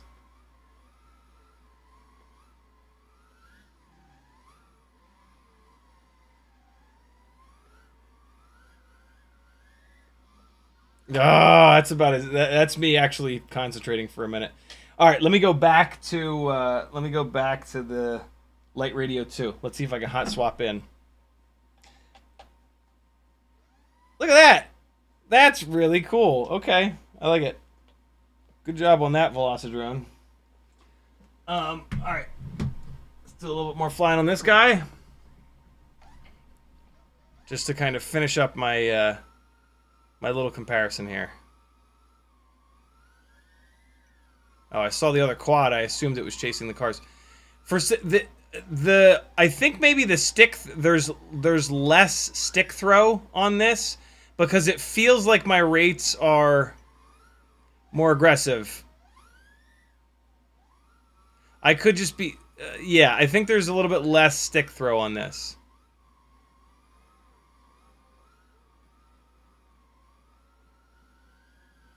I do have longer stick ends on my QX7 though, so that would make a lot of sense. If I put longer stick ends on this, that would help that situation. But with a little bit of time, I can kind of get used to it. It's interesting. It kind of does feel like I have less expo in here.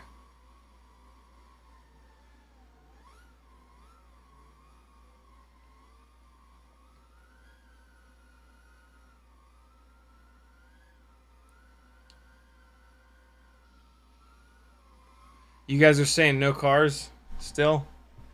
Oh, let me turn them off and on. That's the cars off. One car, one car, one car, one car, 3 cars. This has happened before. I don't know if you guys will be able to see the cars. It might just be me that can see the cars.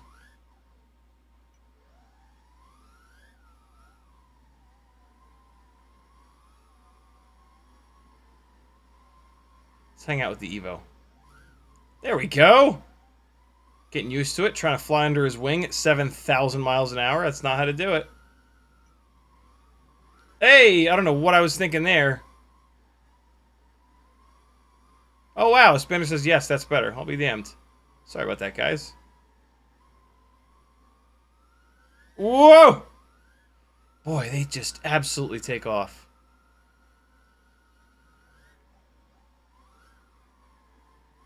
Let's try to get all freak nasty with it.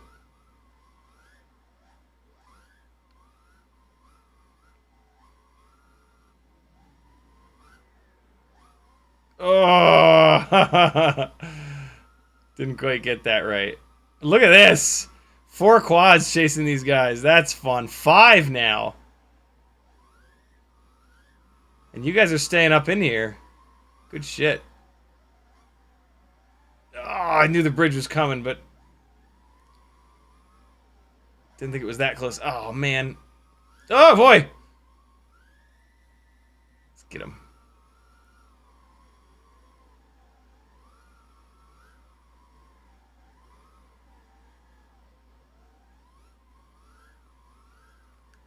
I hate having to rotate around the car like that. It's basically trying to fix the mistake that you've made of not cooking off enough speed.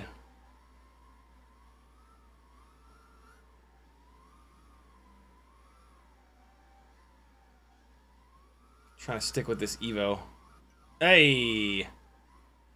Yeah, it's if I was going to continue to use this transmitter rather than putting it into some of my first Monday of every month giveaways, I would need to add some more expo. This is and maybe back off. Let me make sure that my rates are actually in here. Hold on. Advanced drone setup. Yeah, my rates are in here. So I would need to like bring down the center and then add even more expo, even though I run tons of expo as it is.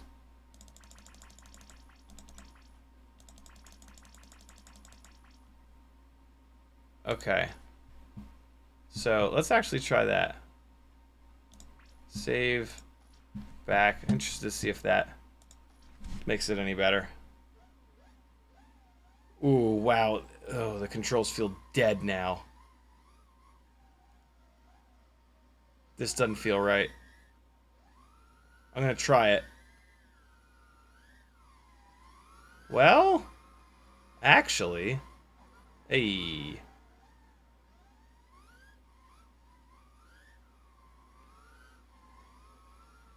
Hold on. Let's see here. Somebody just went down. Almost got run over.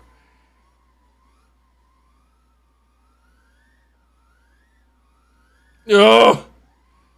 Almost hit the 50 board.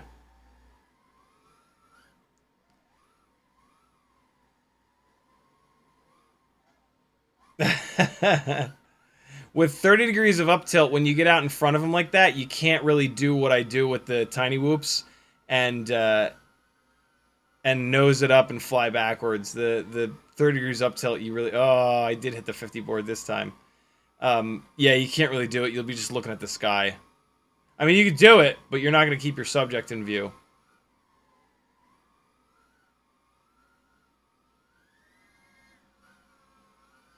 Yeah, this is a little bit better. It feels... It doesn't... It's not what I'm necessarily used to. I think it's a stick travel thing. I think that these gimbals have a little bit less stick travel than the gimbals on the QX7. Which wouldn't surprise me. This is a tiny little transmitter. The QX7 is a giant old RC airplane transmitter, right? With the M8 Hall effect gimbals in it.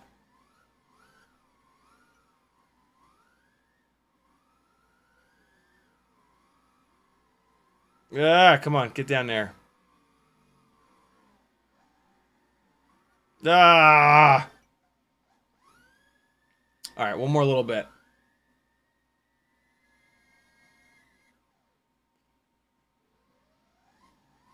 It feels like the... Yeah, I don't know. I don't spend much time in the sim, though. If any. So I could just be not used to the sim. That was pretty embarrassing.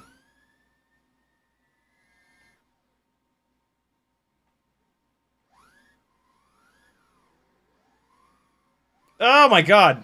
I was trying to line that up and I just... It took me forever.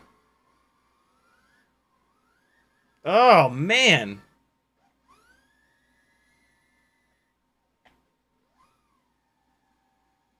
I gotta be honest, I can't believe how good this is for 18 bucks.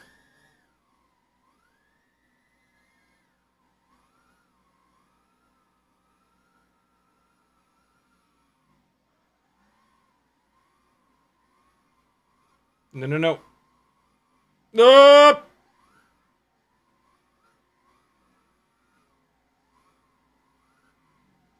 Ah! No! Hey, perfect timing. Ah! Now I'm just trying to do too much.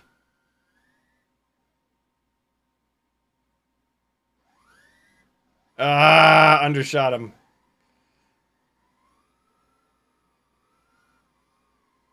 What if I thumb? Hold on, let me try thumbing. Oh my god. Oh my god. Who does this? What a ridiculous thing to do.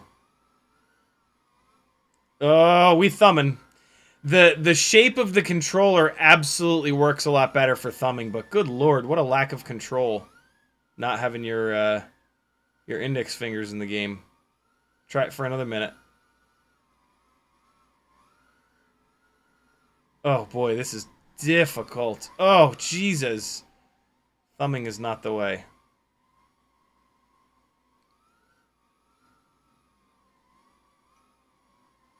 Oh boy, thumbing is not the way. Yikes.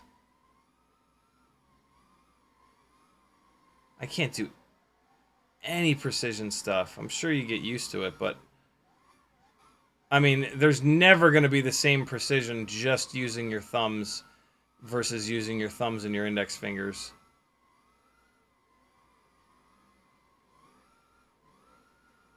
Shnikes. This controller definitely works better for thumbing, though. That's for sure. Whoa!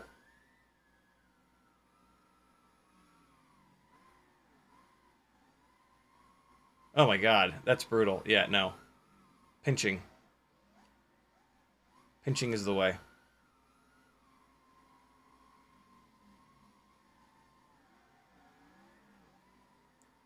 I wish they slowed down more for the corners because you can wrap around the outside of the car and sit up on the front corner panel and look back at them.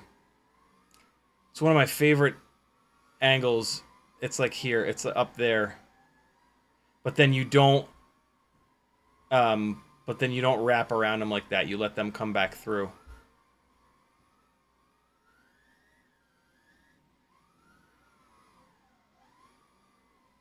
Let me try something. 10 degrees up tilt. Oh boy. Oh my god. Okay, hold on. Oh my god. No, it's so different. It's so different. Okay, All right, hold on. Let me just adjust. 10 degrees. Okay.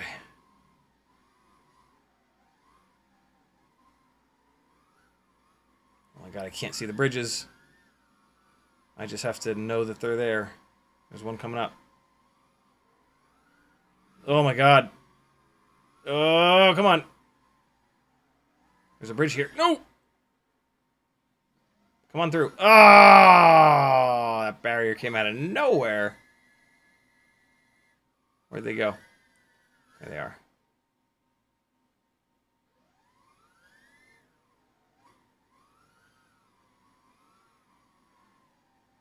Yeah, low up tilt is fun. Boy, is it difficult, though.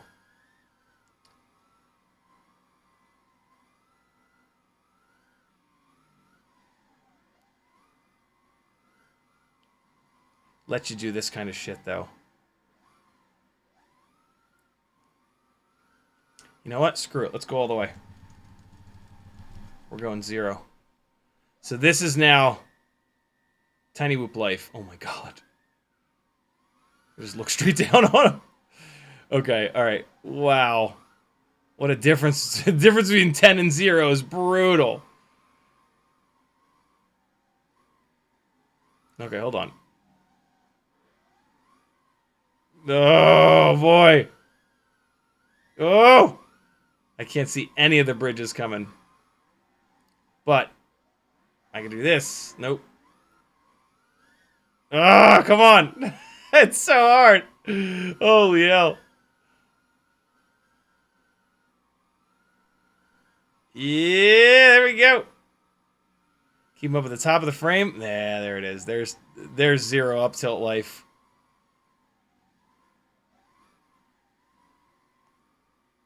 Whole different world.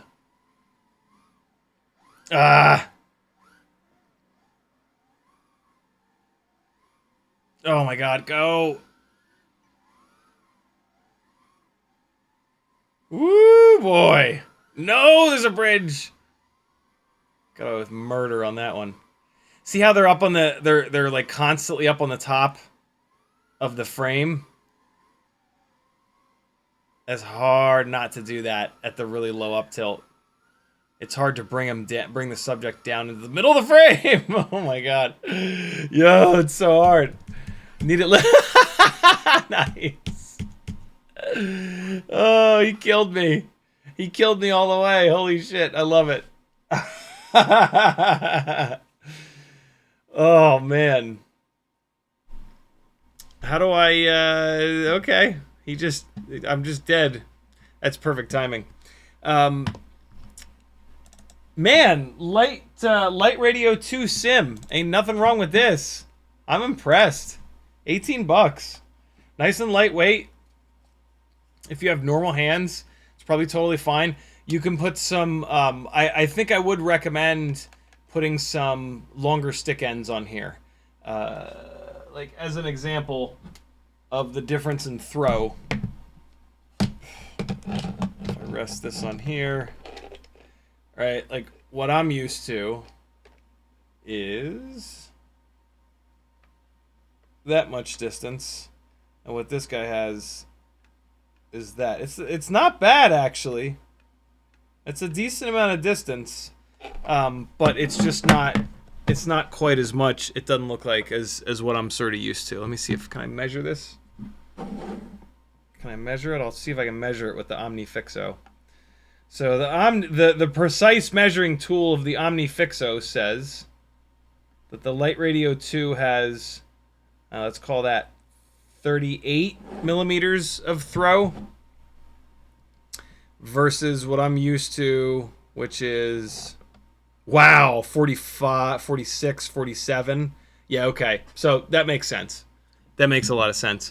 And you know, with thumbing, I think maybe you don't want as much throw. I don't know. I'm not going to talk about thumbing. I haven't thumbed since in probably a decade. But yeah, if you're okay with the gamepad style smaller transmitters, you'll absolutely love this. If you're trying to get somebody into FPV, this is an absolute no-brainer. 18 bucks.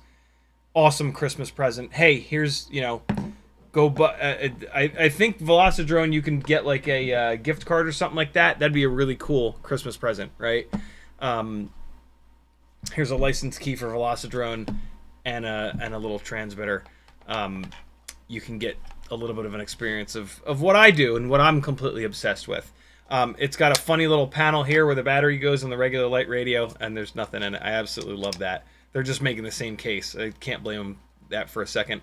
It's got all the switches on it. I don't know what you would use the switches for. It's got two position switches and then two 3-position switches. I'm sure that you could assign them for things in the game like race start and whatever. I don't use Velocidrone that much to do that. It looks like it's got the power button, and when you plug it in, it lights up green, and then you can turn it off. I don't know if you're gonna keep it plugged into the computer, you might want to do that to have one less thing going through the USB. That's about it. They make it in a bunch of different colors. The red is very similar to the red in my logo. That's pretty awesome. This will be in the Tiny Whoop giveaway tier, either the beginning of next month or the beginning of the month after that. So you could win it. All you got to do is join my Patreon at the $5 or more tier. And yeah, maybe you'll get yourself a free BetaFPV LiteRadio 2 sim. The main reason that I'm not keeping it is that it doesn't fit my hands.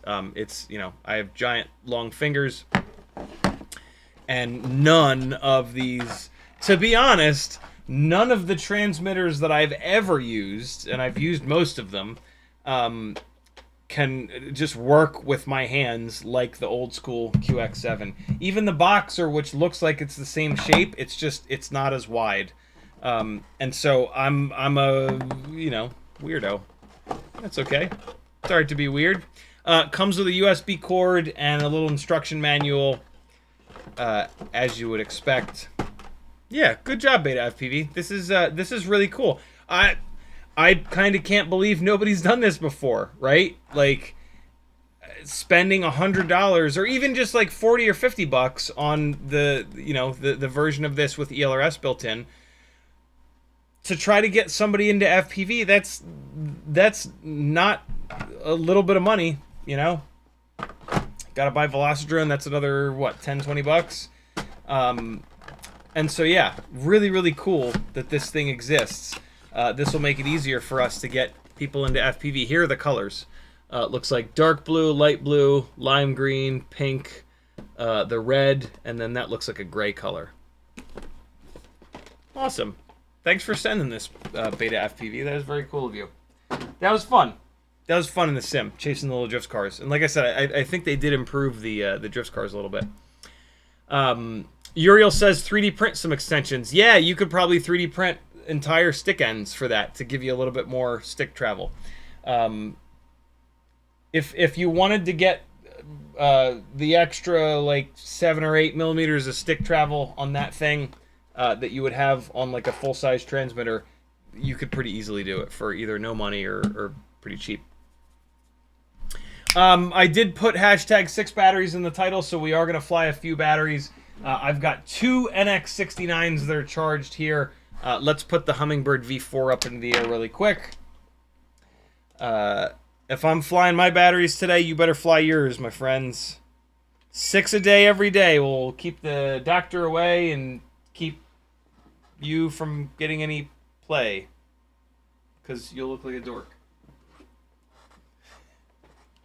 But you'll be a better pilot, and let's be honest, that's what matters. I don't have, I didn't plug the other mic in, so hold on, let me go over here and switch. We're gonna turn that on. All right, cool. Let me set this up the way that I've been setting it up here. Maybe you guys can see me do a little flyby. NX69 in a Hummingbird V4 that has had the canopy swapped over to Quad 6.6's canopy, actually, so there's going to be no props in view. Whoa, easy, fella. You don't have to beep that loud. It's not that serious. All right, here we go. What? Whoa! What's happening? Who's angry? Why are you so angry? Oh my god, motor 4 is not even spinning at all. What's happening? This was a working rig. What is going on? Let's go into turtle mode, spin each motor up, figure out what the hell's happening here. Motor 1. Motor 1's fine. Motor 2. He's fine. Motor 3. Motor 3 is hitting on something like crazy. Motor 4? Wait, no. Wait, no. It's just motor 3. Motor 3 is super unhappy. What are you hitting on, little buddy? It's hitting on the outside of the duct. That's usually it hits on the inside of the duct. That's weird. What's happening, friend? It's hitting on the middle outside of the duct. So let's just bend the duct a little bit. And now all's right with the world. Alright. Let's get to whooping. Hold on, I gotta put the goggles on. Stop drifting to the right. Oh, it's in, it was in horizon mode. Oh, hold on. There we go. Oh, wow, this feels weird after spending all that time in the sim. Hey!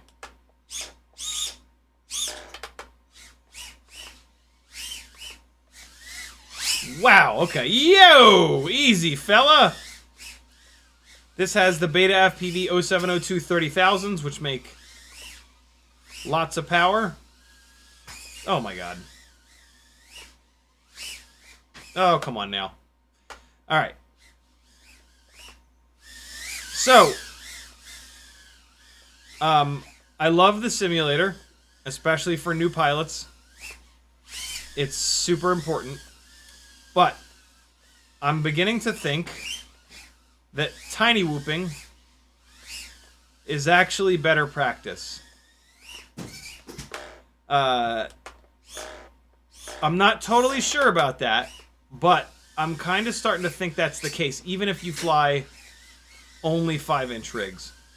Mainly because whooping is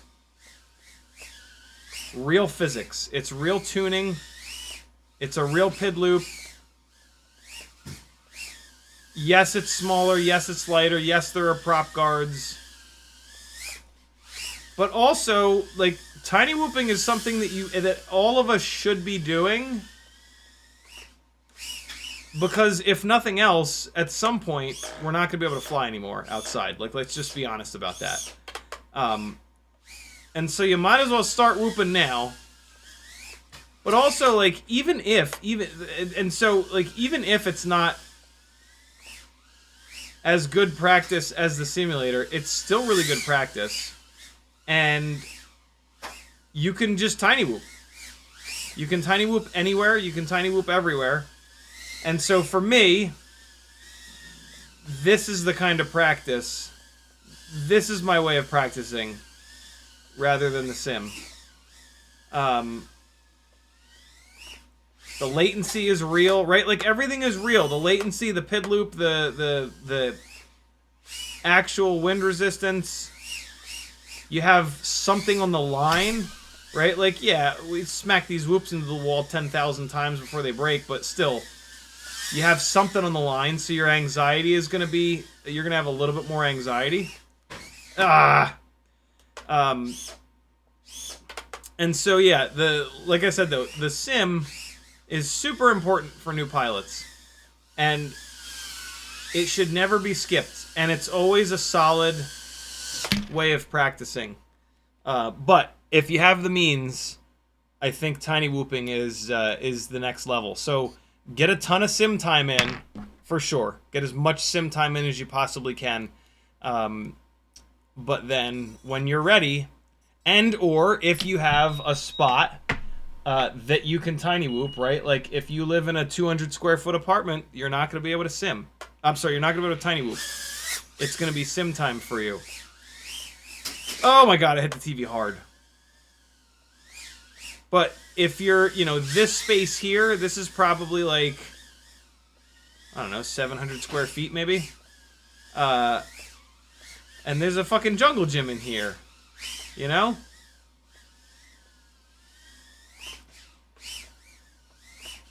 Oh, you bastard. Is this camera mount level? Can I blame my shitty flying on the camera mount not being level? Damn it, I can't. Alright. It was worth a shot. Whoa! Came down through that cube gate. That was kind of cool. Hey! Easy, fella, easy. Oh, I thought it would fall down next to the couch, not. Ah! You! That's back behind the shelving unit. Oh! Oh, it's right here. Yes! Alright, let's get through the rest of this battery, and then it looks like it's about 5 o'clock. We'll shut this thing on down. Thanks for hanging, friends. Hope you had a good time in the sim.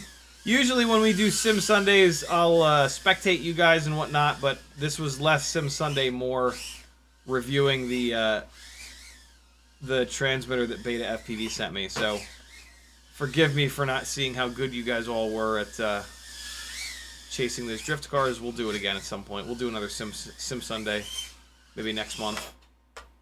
Oh shit, I ain't gonna be able to get out of here, am I? This is a really awkward little spot next to this thing. Let's see if we can just creep it out. Hold on. Never give up. Sometimes. Sometimes. Never give up! Oh! Turn turtle mode off with my momentary switch. Oh! Oh! Almost got through all 4. Boy, is it... Am I in the box? I'm kind of... No, I'm next to the box. Uh-oh. Yeah! Yo! No, no, no! Yo. It's hard tiny whooping in the house. That's another reason that the sim is pretty important. Is because this is hard. This is some of the most difficult flying that I do, if not the most difficult flying that I do. You don't have to do 18 Matty flips and power loops and all this crazy shit that you see me do, right? Like just settling down in the house and just flying around and shooting little gaps and chilling. Like, this is okay. Don't let my insanity force you to think that you gotta fly in a certain way. You do you. You know, just chill out. Fly into the next to the coffee table. Fly through the middle of the coffee table. It's all good. You don't gotta go ham. But just remember, flying in the house is hard. Tiny whooping in not a big wide open space is very difficult. Always remember that. You're gonna get annoyed. You're gonna get dejected. Just take a breath. It's supposed to be fun. Chill out. Come back to it the next day. But yeah, just always remember that tiny whooping inside the house is extremely difficult. That is why it's so important, though. It's going to really push you beyond your limits, and that is where you learn the best. For some people, myself included, that's where you get the most frustrated. But that is absolutely where you learn the quickest. And that's what we're going for here, right? Like the learning curve of FPV is unreasonably steep, and things really become fun when you get good. And so let's condense that torture period to be as quick as possible, to the point where you can kind of shred. And I think tiny whooping in the house is one of the ways that you can really shorten that period up. You can fly day or night, rain or shine. The gear is super durable. You don't have to walk very far to retrieve it. And so you get a lot of stick time in, right? Hot swap the batteries back and forth. The gear that we've got now has great power to weight ratio. But yeah, just remember, it's super, super, super difficult to fly inside the house. Do not let what I'm able to do be your like benchmark. I'm a freak. I've done thousands and thousands and thousands of batteries inside of tight spaces. I've figured out throttle expo. I've figured out my rates perfectly. Like, I've dialed everything in to be able to do this shit. if you can fly a battery inside of your house and not crash 72 times, that's a hell of an accomplishment. You Can FPV says, always feel the most accomplished when I fly whoops inside. Dino FPV says, if you can do it with a tiny whoop in a small room, you can do it outside easy and in a bando with a 5-inch. I'd say tiny whoops are harder to fly freestyle, but what you learn carries over. Yeah, man, for sure. There is a definite adjustment. Like, tiny whoops do not slide nearly as much as open prop rigs, but one of the things with whooping inside the house is that you have to be on it all the time. There is no time to breathe. And so if you train your brain to be absolutely on it all the time, when you fly a 5-inch rig at a bando, it's going to be a little bit slower. You're going to be able to, like, you're going to have to, it's way easier to slow yourself down than speed yourself up, is what I'm trying to say.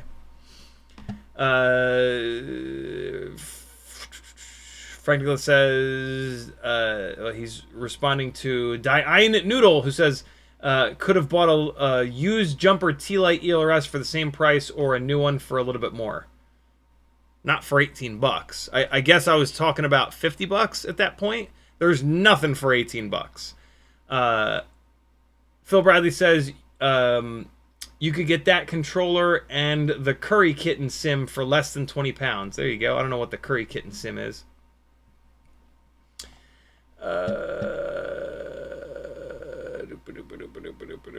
Diane Noodle says, I started into FPV 3 years ago, bought a radio, range okay, quality at the start okay.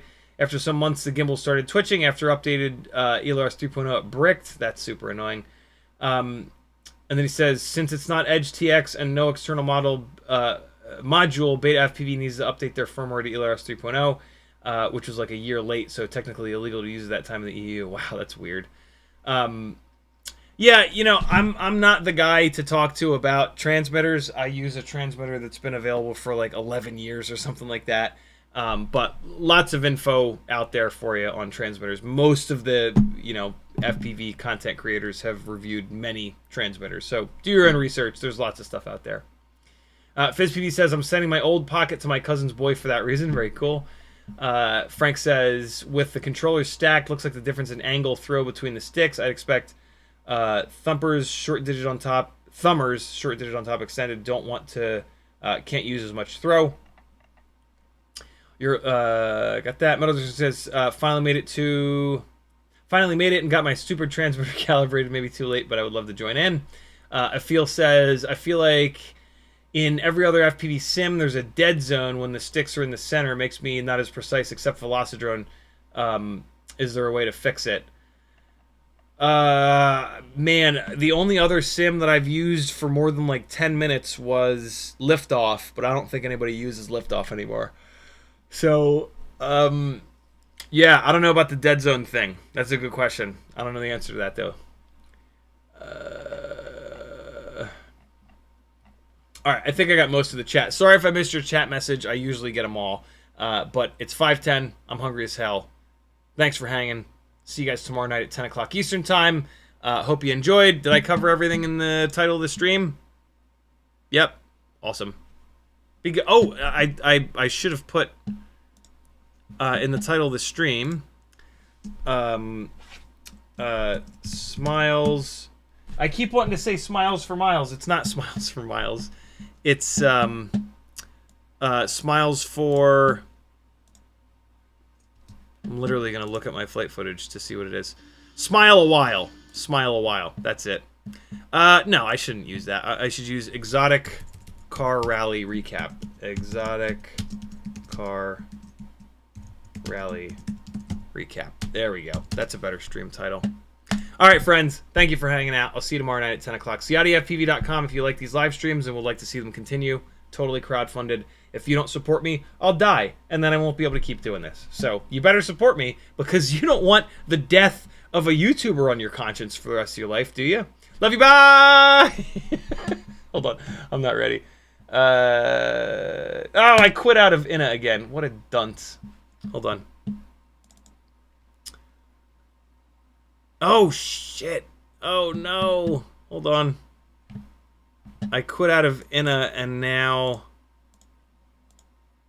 I played a bunch of files, and now I don't know where I was. We've been playing the Castle Crash flight footage.